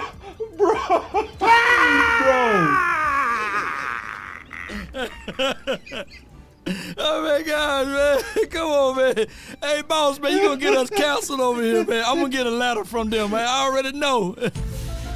Bro, I'm just telling the truth, bro. It's all I'm doing. See, because they came out there with a narrative, and this is what they were saying. They were saying we don't throw it on 1st down, but it's obvious that most of the drives that we started throwing was womp. I'm just keeping it real. Get your damn act together. Listen, it keeps going. Hey, man, it's pain, man. Alcohol in the eyes, man. Look. We ran on 1st down. Right. 2 consecutive passes and punt. It's gonna keep being like that too. Look, we ran on 1st down, 2 consecutive passes and punt. It's gonna keep doing that, bro. You know what I'm saying? And then they gotta contextualize. Go back to that run. Go back to that run. Which what? Go back to the run. The one we ran. One? The one we ran, and we had the. If they break that down. I see. Okay, yeah. So shotgun run? So what's happening is this. Yeah. Yeah. This is a shotgun run. Yeah. See, and this is the thing. This is what I'm gonna really explain to people without it getting too boring. Because I'm gonna go through all the games we lost tomorrow. Oh my gosh, man! Don't do us like that, man. When you see a drive, most of the time, where we are running 50% or higher, we score. Whenever you see a series to where we're out of whack, more throws than run, we punt. Let me give. Now they ain't gonna tell you that. They ain't gonna tell you that about 1st down. Go ahead, OC. I'm gonna give you one key component, and because I'm pulling the rest of the data now, and I'm not through with it yet, okay? But let me give you where I'm at right now, okay? And all you guys can put this in your pipe and smoke it, okay? Since 2021, when the Cowboys run the ball 25 or more times, they were 14-0. Okay. That's as of October in this season. Okay? That was as of the middle of October in this season. I hadn't got all the way to the end, so I got to get through that. But since 2021, when the Cowboys have run the ball more than 25 times, they're undefeated. Yeah. Yeah. All right. So this is the feedback that you're getting over here, boss, because I know you can't read the comments on my side. But here's the thing. Everybody's saying that this is more of an impediment or a verdict on Dak and his ability to throw the ball. It appears that he shouldn't be throwing the ball. Can you break that down? Because you kind of painted a picture that Dak Prescott is the fault right there. Passes, incompletions, man. Talk to it. Well, with it, the reason why you really want to start, and that's why it was nothing wrong with us leading the league on running on first down. That's actually good. See, they paint it like it's bad, but it's actually real good. Because if you averaging 4.1, that means you making manageable seconds and 6. Right. And then if you run it again, you probably go get, even if you don't get as much, let's say you just get 2 yards. Now you got 3rd and 4. What does that do to your playbook? What does that do for Dak to have to convert a 3rd and 4? Will a dump off the Schultz work? Yep. Yeah. Will a slant work? Yep. Will a screen work? Yep. Would a quick drag work? Yep. A hot route? Yep, that'll work. Can Dak get the ball out quick? Yep. Can you maybe even hand it off a 3rd time and just move the chains on the ground? Yep. Your whole playbook opens up for your quarterback when you lead off with the run. Okay. So it actually helps your quarterback. So you real quick. So when you look at those drives to where we threw it, and then you also got to think about separation as well. And you trying to get your receivers to get you 10 yards versus getting you 4. Which one is easier? Go ahead, OC. Yeah, so the bottom line about this is that when you're effective running the football on first down and you average 4 yards a carry, you're in 2nd and 6. 2nd and 6, you have what you call as an offensive coordinator, you have the whole playbook. Yep. There's nothing that you can't call if you have a 2nd and 6. And from a defensive perspective, they cannot play you slanted if they're smart. They're not going to play you slanted to a run or a pass. They have to play you in what's called an even front.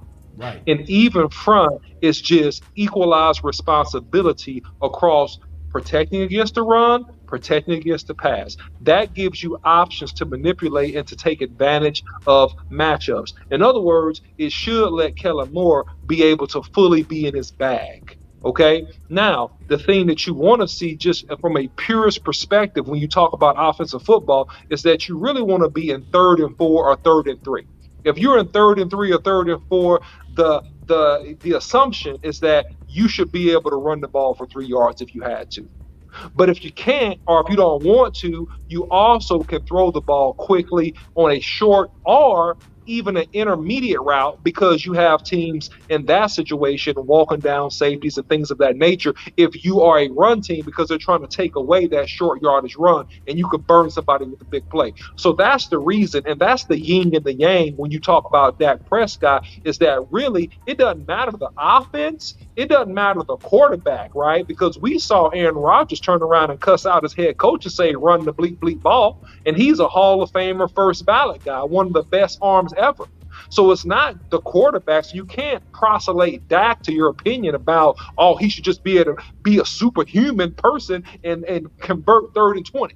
Like that's ridiculous, right?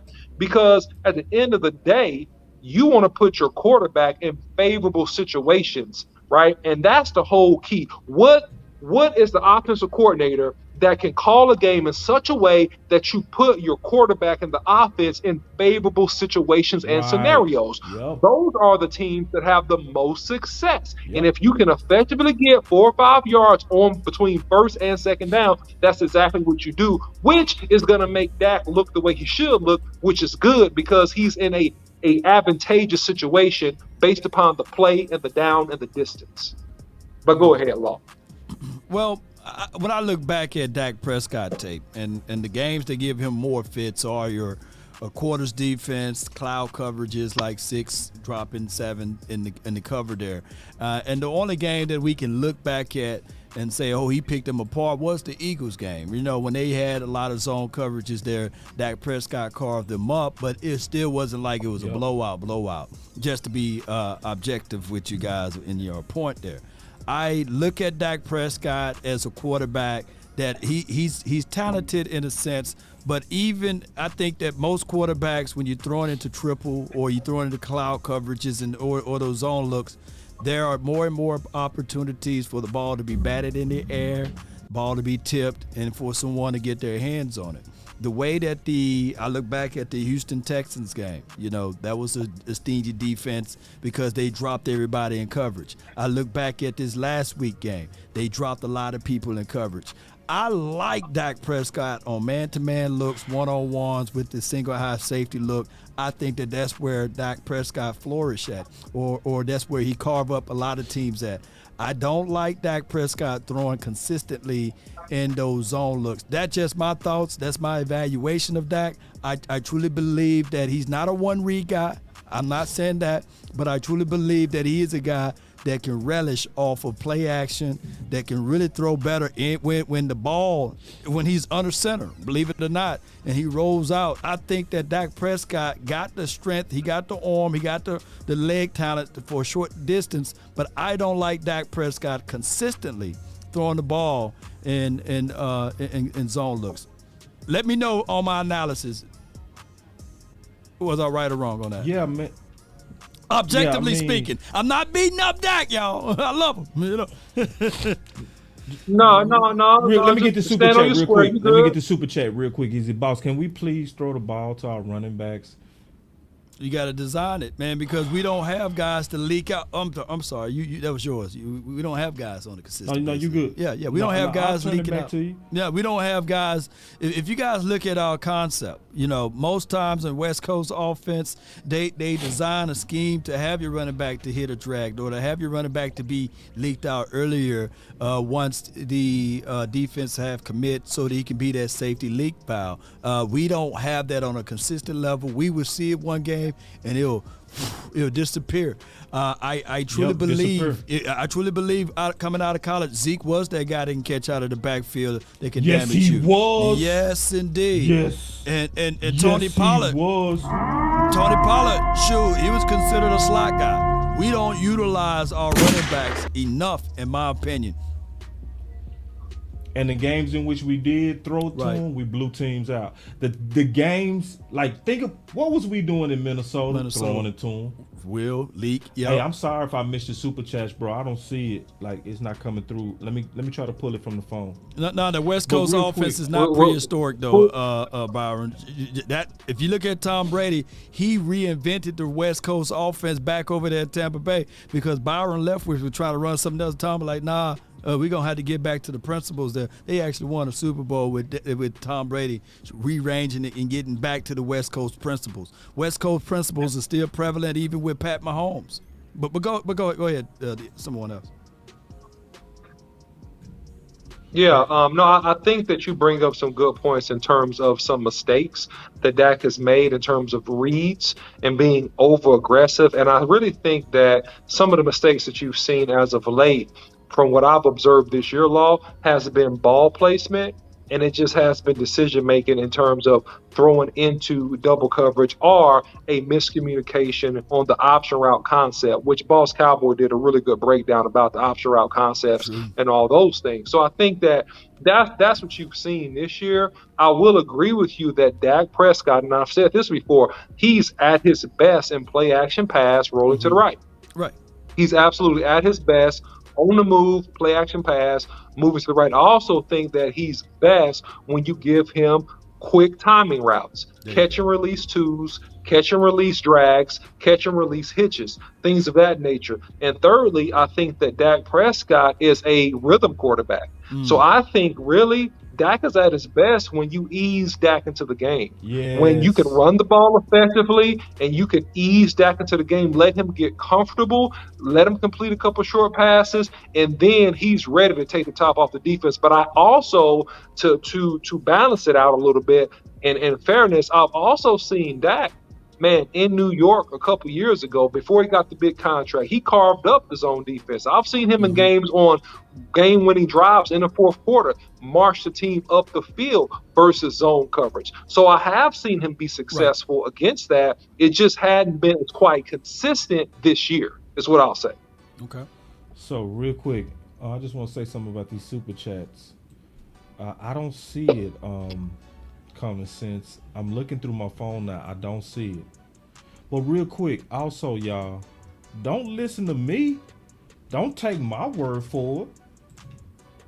Last year we learned that they really wasn't going to commit. Hold on, what you say, OC? I said common sense $2 super chat. He said hashtag dysfunction Kellen disorder Cowboys is without super chat. Thanks, Common Sense Labs. I just wanted to give him credit for a super chat. That is a humongous super chat, because in order for us to win this game coming Monday night, and I know Boss finna play that clip, we got to get the ball to CeeDee Lamb. We got to have a focal attention to him, Schultz. But let me give you the order. CeeDee Lamb, Tony Pollard, Schultz. That's my order on offense. Everybody else is ancillary, even T.Y. Hilton. I'm kind of mad at T.Y. for dropping those 2 passes. But he's still one of the guys that I would still lean on as the second wide receiver. The third wide receiver got to be Gallup. When we get down inside the 20, Ezekiel Elliott, I want to see him down inside. Those are my offensive guys. At this point, I like Tyler Smith at left tackle.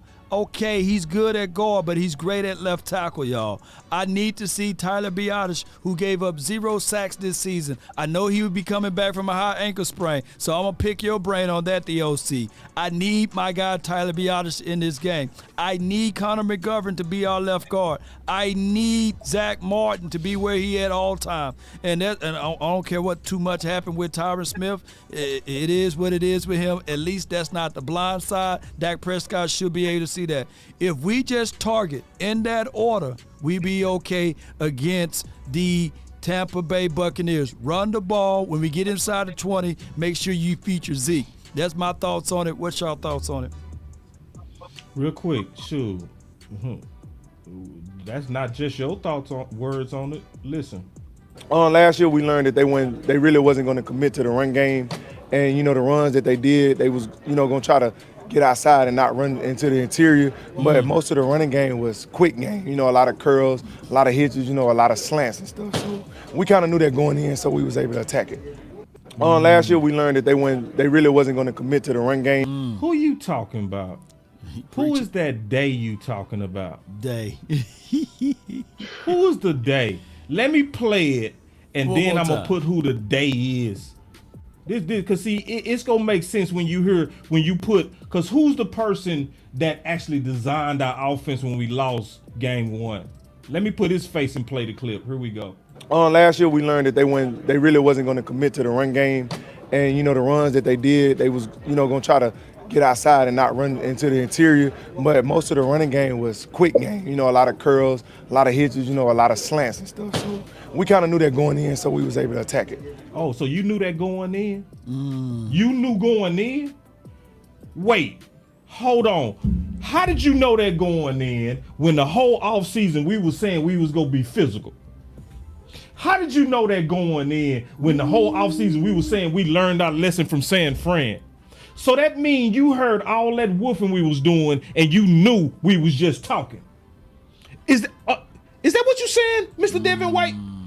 Is that? And this is the worst part. He was getting whooped by the running game. Can we turn the film on? Is it film time? Oh, Is it time for the film? Let's get it, bro. I think it is. Let's get the film.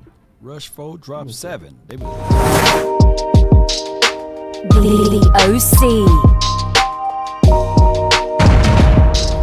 The film breakdown.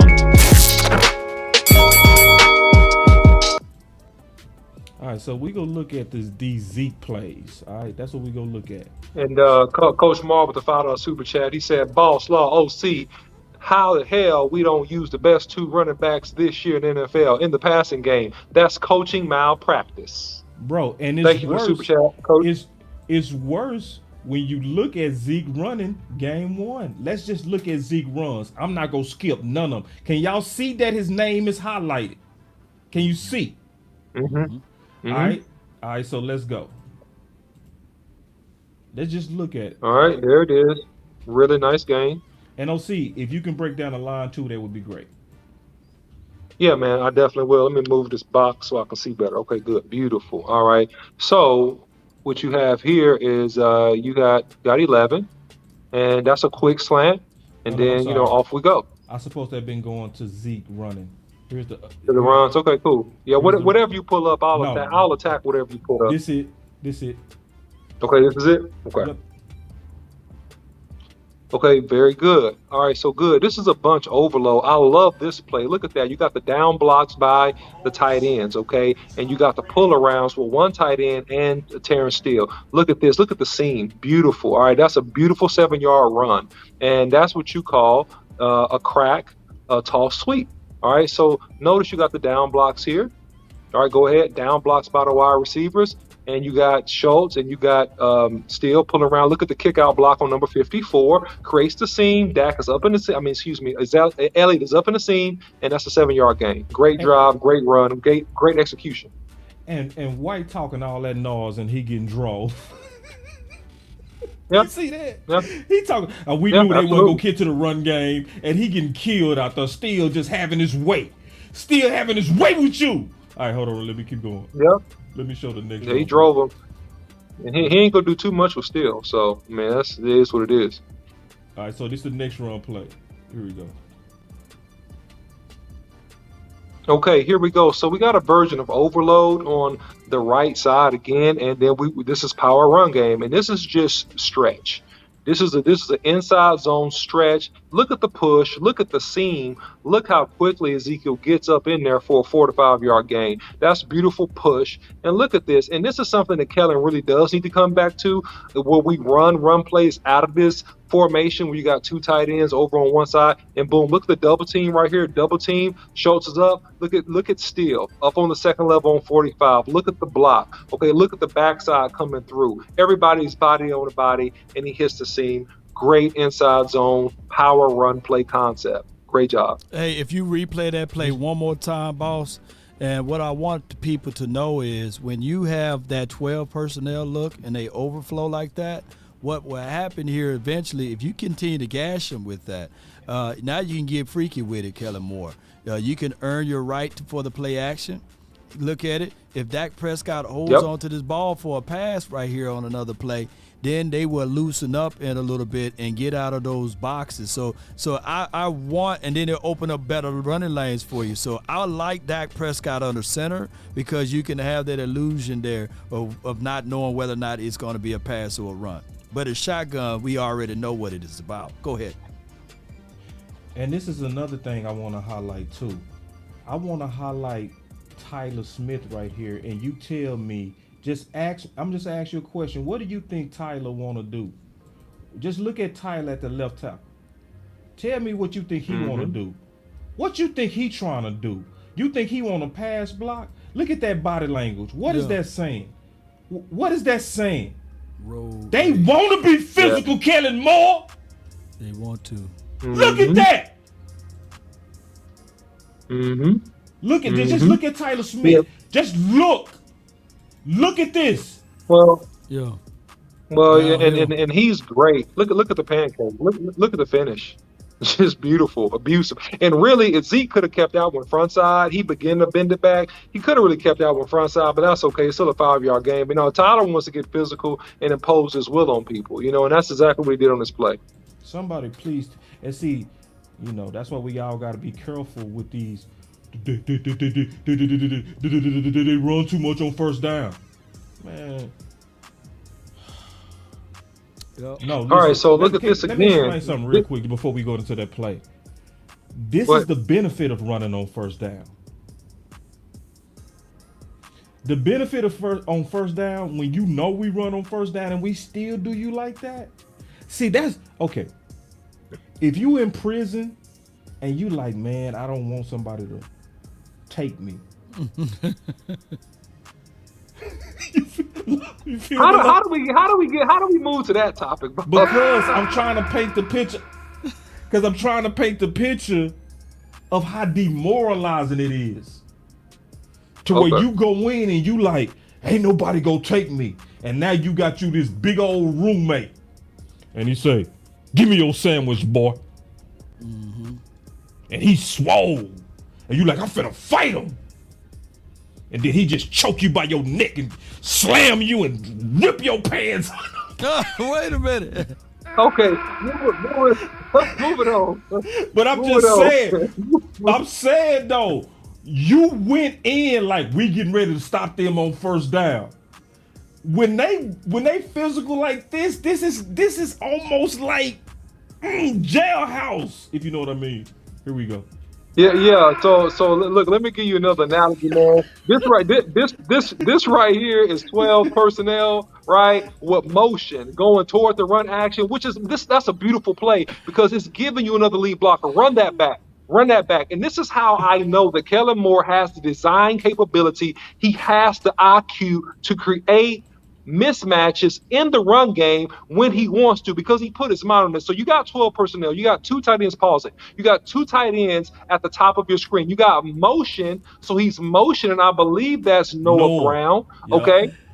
That's Pause. Noah, right? Pause. Yeah. Yeah. That's Noah. So he's motioning Noah. You got a double team on the defensive end at the top of the screen. Now you got a lead blocker. Look at the lead blocker. Ooh. Noah Brown becomes a lead blocker for Ezekiel Elliott running through the hole. And Ezekiel Elliott just puts his hands down, push the pile, and now you got a 4 to 5 yard gain. That's a beautiful design. Beautiful design. I want to give look at the lead block now. Look, lead block now. Lead block. Okay, great job. And then he's just tough and physical. You're not getting Ezekiel Elliott down on first contact. That's 4 to 5 yard gain all day long with that concept. Listen, y'all, and I just want to remind y'all, this is the same team we getting ready to play. Mm-hmm. And I'm showing you every run play. Do you think they could handle this type of physical style? They can't. And boss, rewind that real quick, boss. The play that we just talked about. All right. Just please, real quick. Mm-hmm. All right, and so to answer your question, Sadiq, Charles, look, a jet sweep and let it run. A jet sweep is this. You would turn around and you would give Noah Brown that ball and a handoff, and you would just give him the ball, and he's going to run around that defensive end. That would be considered a jet sweep. It's a motion. You're giving the wide receiver the ball on the run. But in this instance, it's a fake. Let it run, boss. It's a fake action. Boom. He turns up as a lead blocker downfield, and you hand the ball off to Zeke, which is great because you could come back to running a jet sweep. Or to Law's point, you could let it run again, boss. You could have a very, very wide open person. Play action pass right here. Look at that. That defensive end on the left, he's bit all the way down. It's nobody out there to take a Dak if he does a boot on that particular play because he's already committed to trying to run down the line and stop the run. And this is where Dak Prescott is at his best. Going back to a point earlier is that when you run the ball effectively, you can set up play action pass for Dak, and he's going to have tremendous success. And then another thing on that jet sweep, a lot of teams use jet sweep to keep those defensive linemen and defensive ends from crashing. Yep. Especially if you've been running the ball Right. all day All day. successfully, you use the jet sweep to keep them honest, to spread them back out. Yep. To fear Yep. the threat, to fear the threat of you getting outside, Miss Charles. Yeah. So good teams are gonna go inside and out. They not gonna just attack on the inside. They not gonna just attack on the outside. If you want to keep those trenches honest and keep them guessing, you got to mix up your run game. Yes, indeed. And boss, Yep. I sent you Absolutely. some audio of Coach Herm Edwards. I don't know if you probably heard it earlier today. you can play the audio, but you can't show the video. And he's talking about running the ball. He's talking about the same things we're saying. Now, he's off a little bit with Dak Prescott, but if you can play that audio for me. Where you send it? To your Gmail. Okay. Yeah, just audio. I'll pull it up. Go ahead, OC, while I pull it up. Yeah, and so looking at this play, this is how you run the ball in a spread formation. You got 4 wide receivers, you got 1 back. Okay, boom, and that's almost like a trap. Okay, and so when we see the other angle, it's an inverted trap, right? So you got him as a single back, they move him up, right, and now they go to a zone concept. They move Ezekiel Elliott up, and so look at the action of the line first. Hey, so you got the action of the line. Before you get into it, elaborate slowly on trap, if you don't mind. Okay, so trap normally is this. Trap is, if you look at this from this angle, is that the Cowboys were extremely effective running trap. Imagine Zach Martin on the right, and imagine Steele on the right, down blocking and double teaming the defensive tackle. And imagine Connor McGovern pulling around and kicking out the end, and Tyler Smith pulling around inside of him and hitting that linebacker that's trying to fill that hole. So that's what trap is. It's basically a way to create movement. But in this scenario, this is just a ace block and a kick out block. And that ace and kick out creates a lane in between the left guard and the left tackle, and Zeke hits it for an easy 5-yard gain. When you're doing things like that, it's going to open up everything in terms of run and pass, and you can open up the playbook effectively. And that's the point that I'm trying to make here. And boom, there it is. That's an easy 5-yard gain, and then off we go. They're turning the ball over at an alarming rate. And if you're the offensive coordinator, and if you're the head coach, you got to look at your offense and ask yourself one question. The only way we can lose this game, the only way we can lose the game is if we turn the ball over. So you better lean on them 2 running backs, and don't ask this quarterback to drop back and try to outduel Tom Brady, because that's not going to happen. You better run the football, allow your defense to get a lead, and then go after Tom Brady and knock him on the ground. But they got to run the ball. They cannot put it in Dak Prescott's hands right now. They cannot ask him to outperform Tom Brady. Run the football. I'll say it again. Run the football till you can't run it anymore. The Tampa Bay Buccaneers cannot defend the run. They're a defense that plays with a lead, or they play in a 1-score game knowing Tom Brady can bring them back. You have to get a lead, Cowboys. You have to take time off the clock with your run game. Dak Prescott right now is struggling because you're trying to make him a pocket quarterback. He is not a pocket quarterback. You need to move the pocket for him when he's going to throw the football. Let him throw it down the field every once in a while. But you cannot run this ball. Yeah, he wrong on that part of it. But here's, there's 2 things can be true, right? But that part right there was kind of wrong. But one thing I was like, womp.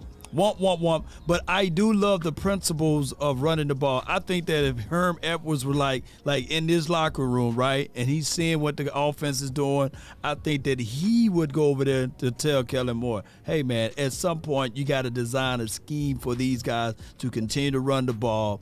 And we would see a better Dak Prescott because it'll go back to what we were talking about. Dak Prescott under center, Dak Prescott on rollouts, and occasionally Dak Prescott in shotgun, and just having that mixture instead of just being unbalanced. I love the balanced Dak versus the heavy passing Dak.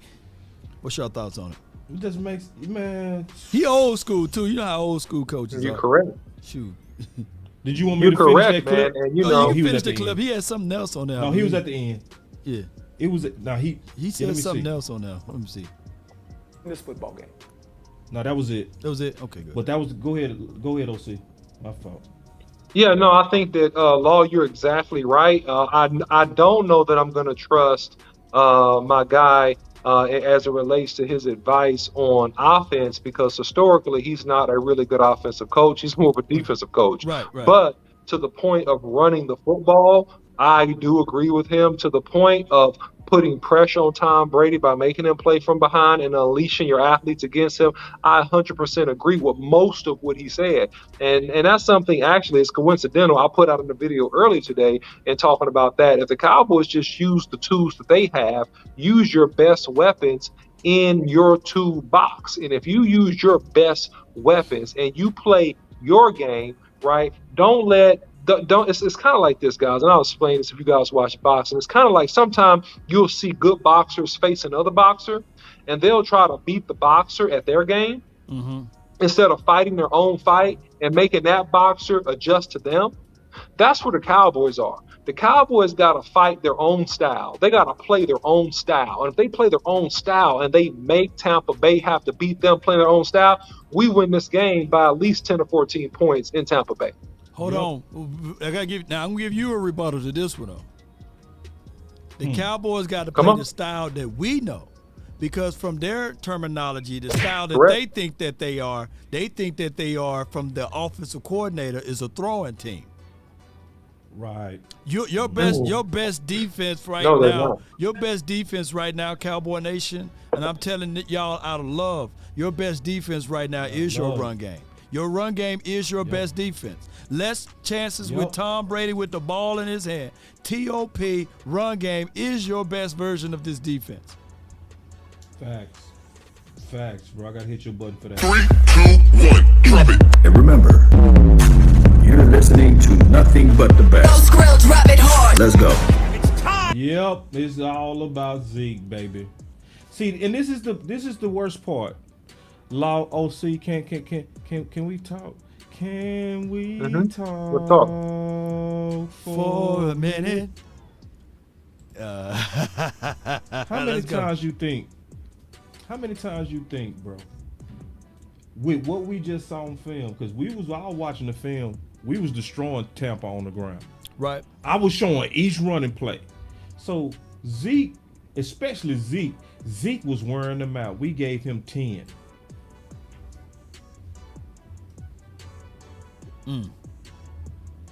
10 for 52. Yeah, and this is something that I've mentioned before, boss. And I mentioned this. I think it was on a show me and you did individually, or either it was on a post game. You have to be wise enough, and this is the wisdom and the experience that I hope Kellen Moore really picks up on. You got to ride the hot hand, especially when you're in playoff games, right? You got enough talent with Tony Pollard and Ezekiel Elliott that Tony Pollard might be the hot hand. That's fine. Zeke gets less carries in that scenario, right? Ezekiel Elliott, he may be on a roll and just has an affinity to really be effective against the defense. Ride the hot hand, and you're going to be successful. You don't have to make the carries equal every game. You don't have to, or close to equal. You don't have to do that. You got to control the game. You got to win the game. Coach Marvel, the $5 super chat. Thank you, Coach. Run the ball. Run the pass to our running backs, like long handoffs in the field, and it will open up for CeeDee Lamb. Okay, gotcha, Coach. Thank you for the $5 super chat. But yeah, we got to play our game, and that's the bottom line. Yes, indeed. Yeah, man. Go ahead, Law. Well, and we can't leave out some things, man. I don't like to see healthy stretches too, like in the game. Even though, like you said, ride the hot hand. But I think that Malik Davis has earned his stripes enough to give us at least 3 to 4 attempts a game so that you can misdirection this thing altogether. I think that by adding him into the mix in this playoff situation could be beneficial to us. Now, I hate to bring this up, but I'm going to bring up 3 teams that I saw this happen to. I seen it with the Patriots when they won the Super Bowl. They used 3 running backs, LeGarrette Blount and somebody else, James White, and it was somebody else. His name is at the tip of my tongue. And I seen the doggone Eagles do it in 2017. They used Blount again. Blount was out there, Corey Clement, and some other running back. We can look back at the Broncos, not the Broncos, but the Buccaneers, when they won the Super Bowl, they used variations of 3 running backs. There's nothing wrong with using all of your weapons. Use your tools. So that's how I look at it, bro. No, I feel. No, man, that's a great point, man. That's a great point. So check this out. The quarterback gonna get the credit anyhow, right? The quarterback gonna get the credit. Yeah. Yeah. He gonna get the credit. Yep. And the I'm finna offensive flip the coordinator. script just a little bit. Yeah. I'm gonna flip the script just a little bit though. Check this out. Evaluate, him in different spots. Man, could he pick it up fast. I was blown away by football instincts right away. So he came in here, what was it, Saturday, met there at the hotel, again in the morning, heading into this week. So I'll have a better sense for him as we get towards the end of the week, if there could be a role that goes on for the game, but too early to call on that. But my first impressions have been strong. You like a veteran person Yes. who's seen it before. Yep. And that showed for him. He's been in a lot of close games. He's a good competitor. So I thought excellent addition to our team at this point. And you're always looking for a guy who's an excellent teammate. And certainly that's, the thought that we've heard on some of the guys coming in, So, a guy like Barr who had, Guy like Barr, spent time with them, or JK. And so, JK, Curse. So hearing those guys who I trust so much make those kind of positive comments already. And there it is. We gotta let's talk about this. We've been talking about corner 2. All right. And I knew it. I said that boy got some people in the building, big time vouching for him. Yeah. So let's just talk about this real quick, because he did tease a little bit. He teased. What we gonna do about corner 2? Well, Well. Go ahead, OC. Go ahead. No, listen. I'm gonna let you go first, Law.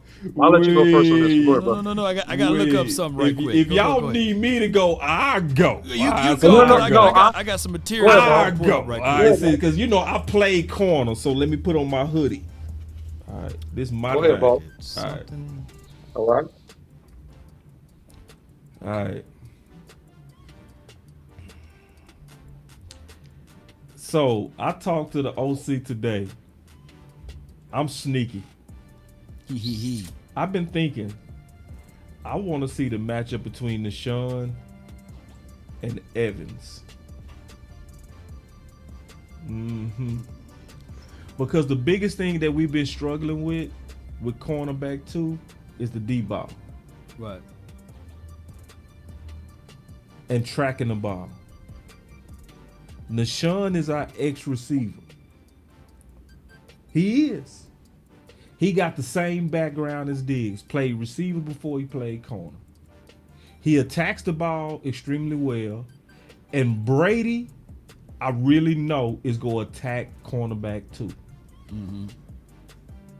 Who is the person that got the length for the vertical ball? To me, that's Deshaun. Just keeping it real. Now, I know historically Diggs been the guy that's been taking away Mike Evans, and he's been doing a good job of it too. But for this game, I would want to see a switch up. Now, Xavier Rhodes, I would want to see him in emergency use only. So if Deshaun go out there in them playoff lights, and he getting fried,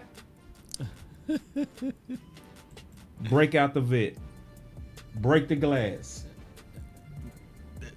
Destroy the Break out the confidence. vet. Destroy the confidence, in the playoffs. Well, that's why I say he got to be getting cooked. I mean, he got to be like burnt. He won't get cooked if he have safety help over the top. Roll coverage. I ain't sticking with you. I ain't sticking with you if you getting cooked though. It's like we try. Them lights too big for you, youngster. That Brady man been going on. And I've had a lot of thought about this, boss. And I'm gonna push back on this, boss. Well, hold I've on. thought more about it. Hold on real quick. Let's do this right. Let's do this right. Oh, come on. Hold on. Come on. My buzz ain't working right. Man, god dog. Oh, you're getting all kind of crazy stuff. Button's upset today.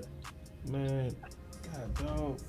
Alright, so forget that. So Breaking news. It's all black. Breaking news. I go ahead. I was doing too much.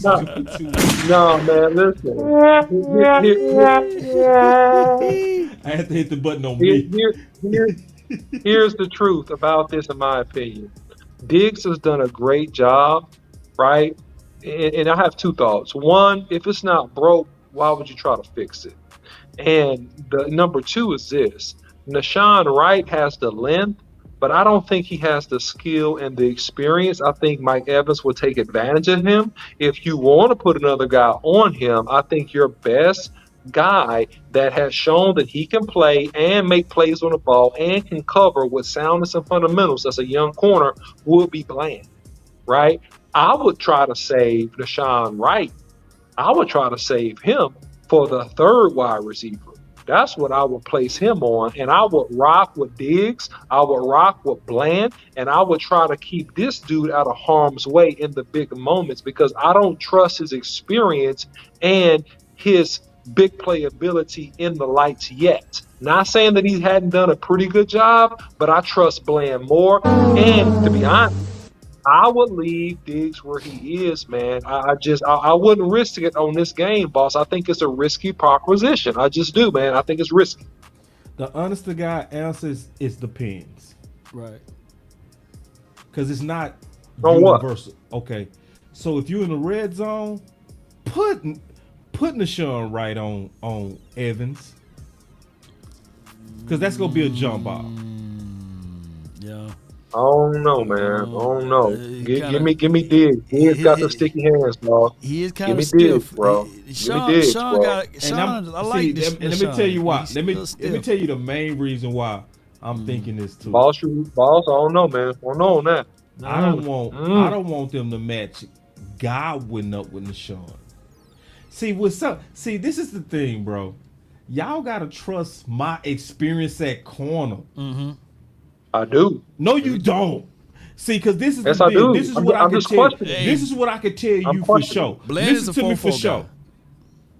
No, I agree. And listen, Bland is gonna be the number 2 corner in the base defense. This is automatically assuming that they coming out there with 11 personnel. So they coming out there with 3 in my example.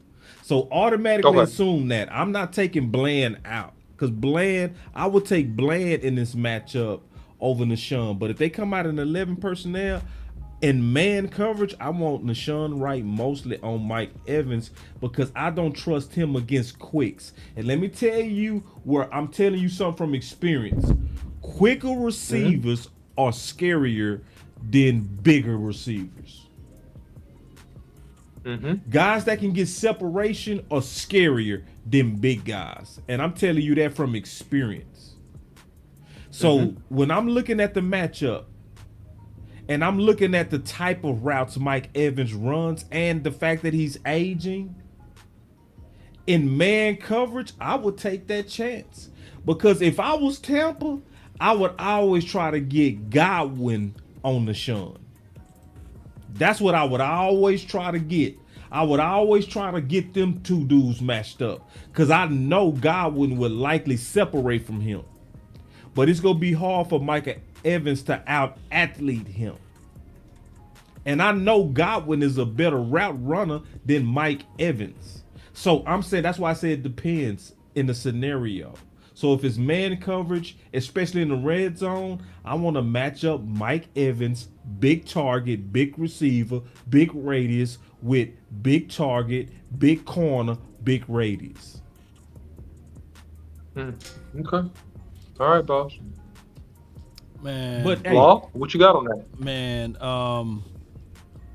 when the game was mattered the most, the Tampa Bay versus the Tampa Bay versus the what was they played the what's the name of that damn team? Carolina Panthers. I saw Mike Evans catch for 207 yards, man. And not just him. They had my guy. Let me see. Let me pull up their roster because I know they got some DBs. C.J. Henderson. They got C.J. Henderson over there.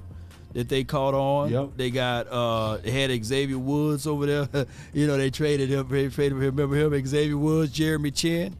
So what we got to look at is our secondary equivalent to what they had over there. And shout out to Jeremy Chin, man. I'm not sitting here saying that I'm not gonna overlook this or underlook this, but I got the stat line right here: 10 receptions for 207 yards for Mike Evans, 9 receptions for 120 yards for Christopher Godwin. They got another kid by the name of Russell Gage who's quick, and Rashad White. Those guys, they run like a relay type of thing. So if you're not going to get pressure on Tom Brady will carve you out. He threw for 4,703 yards this season. That put him in 3rd place. There's only 2 other quarterbacks that threw for more yards than him. So he's going to try to sling it around, and he's going to find what we call the weak link. Some will say the mouse in the house. He's going to look for it. And if Nashawn Wright is there, then that's who we going to pick on. And I think that Nashawn Wright is good on vertical routes. But where he's hurting at is on those posts. I've been seeing him. Like, he got real stiff hip stops, the subtle goals. So what we going to have to slant, all of those things. Now, here's the other thing. Here's the conundrum.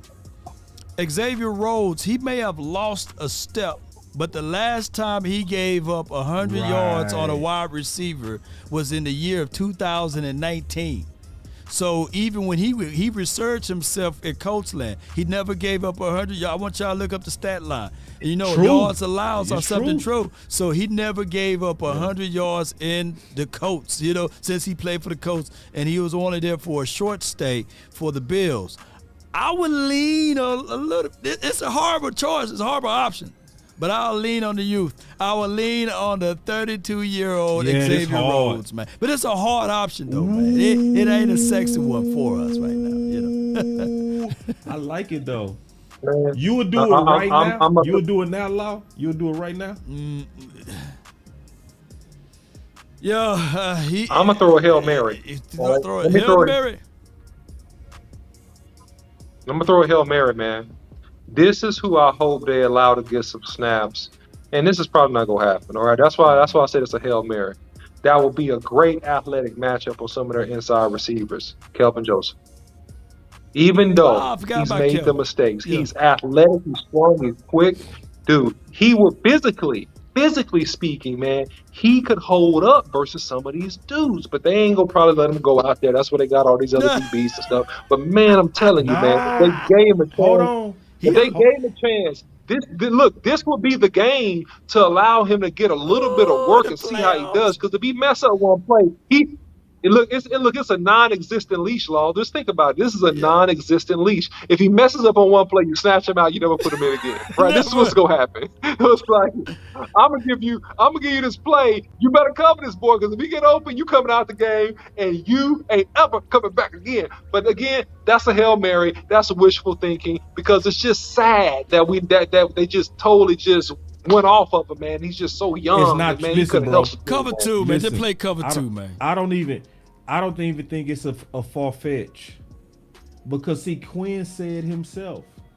He said, I've been rotating people for 4 weeks, trying to see who gonna start, trying to see who could be a backup, trying to see who neither. So we first saw Kelvin Josephs. Then we saw who? Nashawn Wright. Then we saw who? Mullins. We don't know who Dan Quinn getting ready to walk out there with. True that. Mullins ain't out there. He's staying home. Mullins, no. All right, man. Mullins ain't going out there. You know that. And my dog, he my dog too. Sorry, bro. I love you, man. Much love, bro, but not this week, bro. We cool with you, bro, but not this week, bro. I'm sorry, bro. Bruh. Not this week. Finish him. Hot dog, man. Hey, Mullins didn't need training camp, man. God, dog. Ricky!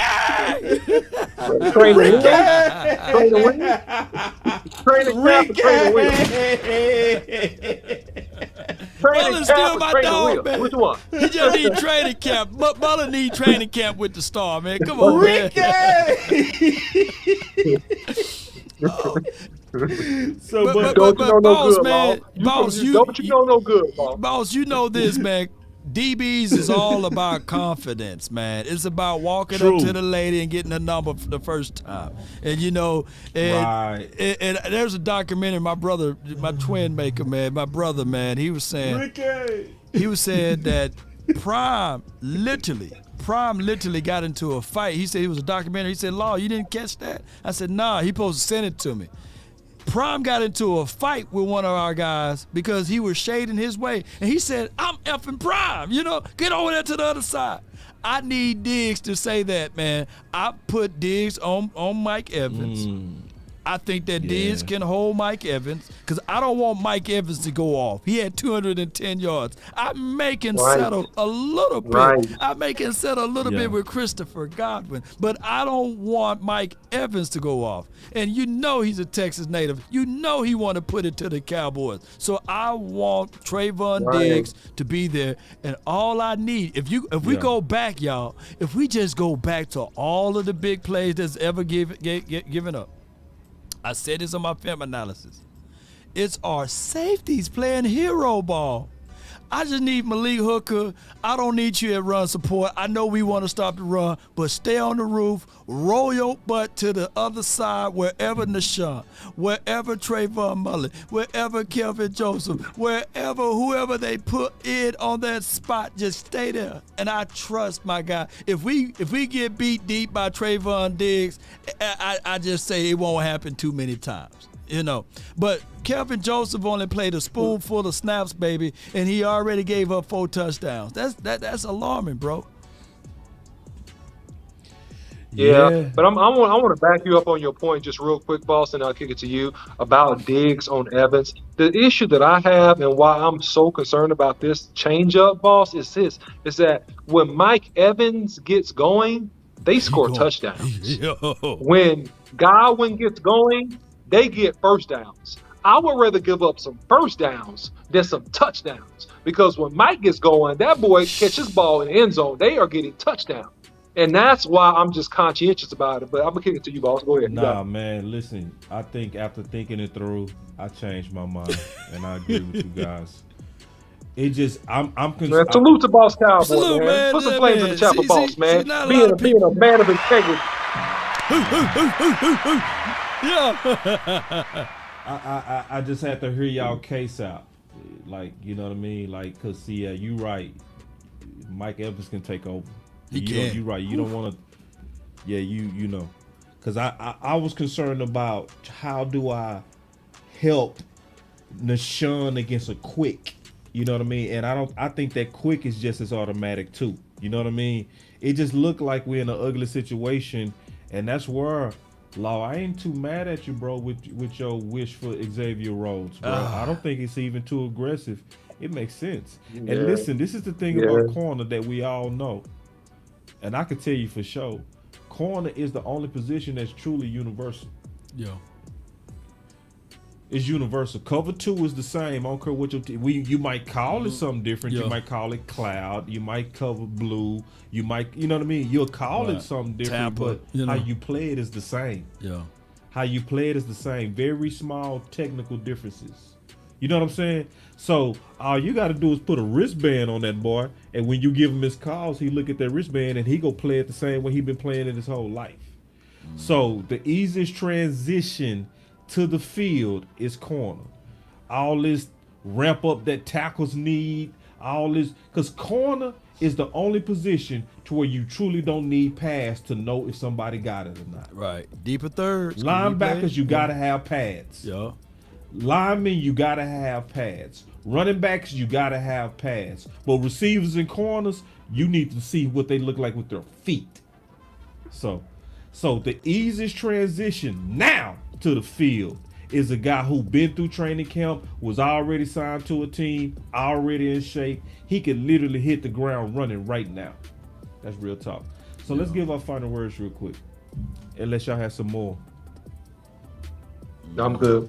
All right, so I'll start off on the final words. Appreciate the super chat. He said, "Wish Hooker would stop cheating over the dig side. Would stop cheating." I don't listen. Hooker ain't got the range. Yeah, he lost it a little bit. Yeah. To be honest, the person that should be playing the free should be Donovan Wilson. Yeah. Or Kelvin Joseph. Just next season. He played. He played it in Kentucky though. He played it. He played it in Kentucky. Law, you be saying good ideas. Don't back off that one. That's a good one. I like that. 4-2-9. You got just play right there. Yeah, why not? Why not? You know what I'm saying? Just it makes sense. Like try it. And just say, hey man, we just gonna play you way deep, and then just don't let nobody get behind you, man. You know, you just play it deep. That's why I jokingly said that when I said, man, y'all can put me out there. I won't get beat deep. I might get beat deep. I might get beat, but I'm not gonna get beat deep because I'm gonna play way in the end zone. Why that old man who's in his 40s playing way back there? You know, I said I won't get beat deep. But you see what I'm saying, boss? You know, he got speed. Yeah. Hey, Coach say, speaking of pass rush, Parsons selfishness.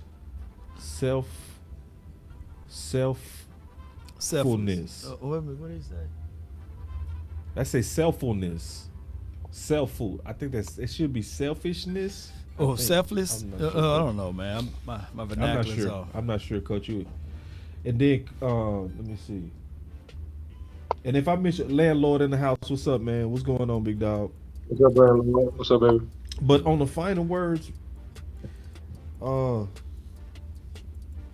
yeah, I'm just excited about Petty too. No, I'm sorry, my bad. I was gonna say they said, "Law, you ain't tackling nobody." Nah, I ain't tackling nobody.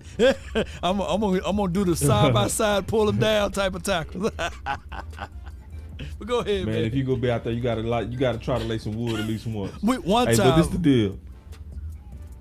this the deal. I can't wait for Petty Tuesday. I'm gonna be honest. I'm looking forward to Petty Tuesday.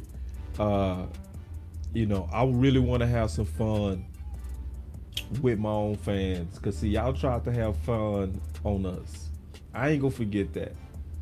I'm not like the OC. See, the OC, he a better man than me. See, I ain't like you, dog. I can't just do that. I gotta get y'all back for this. Y'all literally you just straight business. I'm petty. See, this is the deal.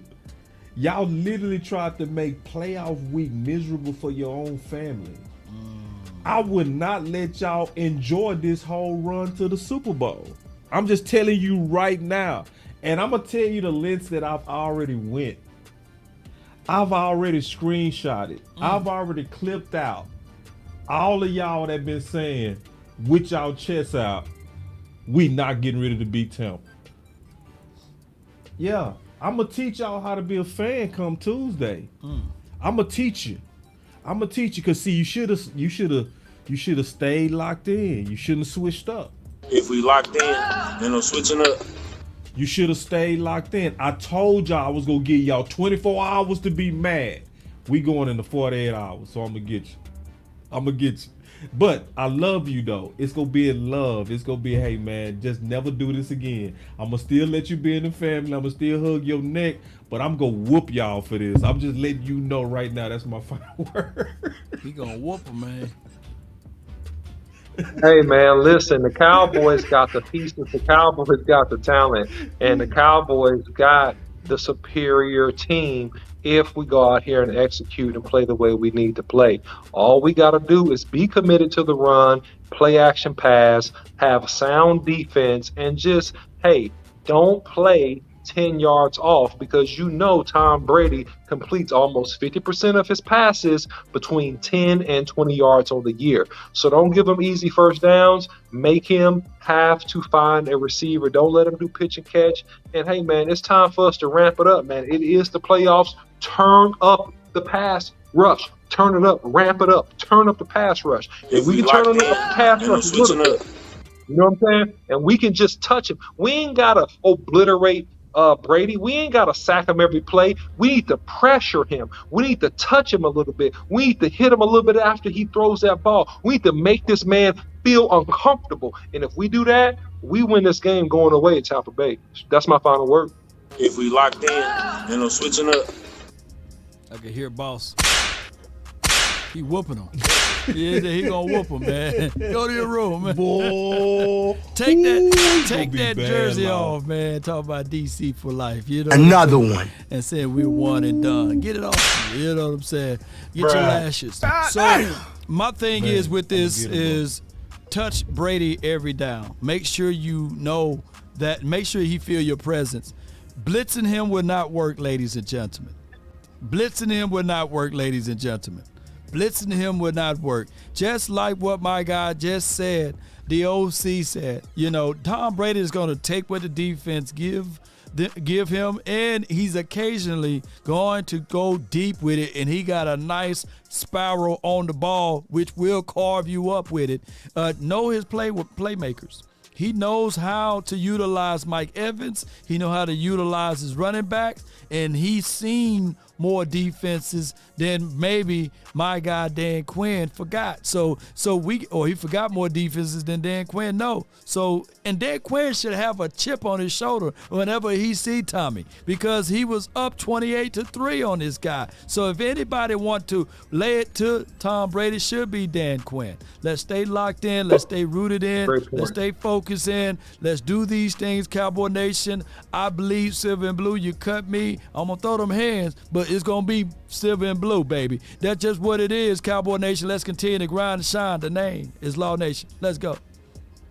Let's get it. Come on now. Uncle Charles, where you at? Let's get it. There you go, Uncle Charles. Big Game James was trying to come through y'all. Don't give up the fight. Everything will be alright on any given Sunday. Yeah. That's Uncle Charles, y'all. That's Uncle Charles? Yeah, you didn't know that? I see you, Uncle Charles. If we locked in, ain't no switching up. Ain't no switching up, man. Ain't no switching up, man. I'm Cell Block 80, baby. Y'all know what it is. Come on, DC for life. Let's get it. If we locked in, ain't no switching up. Yeah, man. All the way, man. Let's come together. I don't care if you love Romo. It's Dak time. If we locked in, Matter no of fact, switching up. I fought more for Romo than I did Dak. I was young, That's what I'm full of talking energy, about. man. Yep. There's some buildings out there that I know I owe. Yeah. Much love to you too, Romo. But it's Dak time. And Candace Romo. You, all of them, you know. It's time to put together the division, put down the division. Let's come together, man. This is that time. We're a nation. Let's go. If we locked in, ain't no switching up. Lord help. Jerry! Get out of here, haters. I know. Get out of here, you haters. God, no, we shooting it.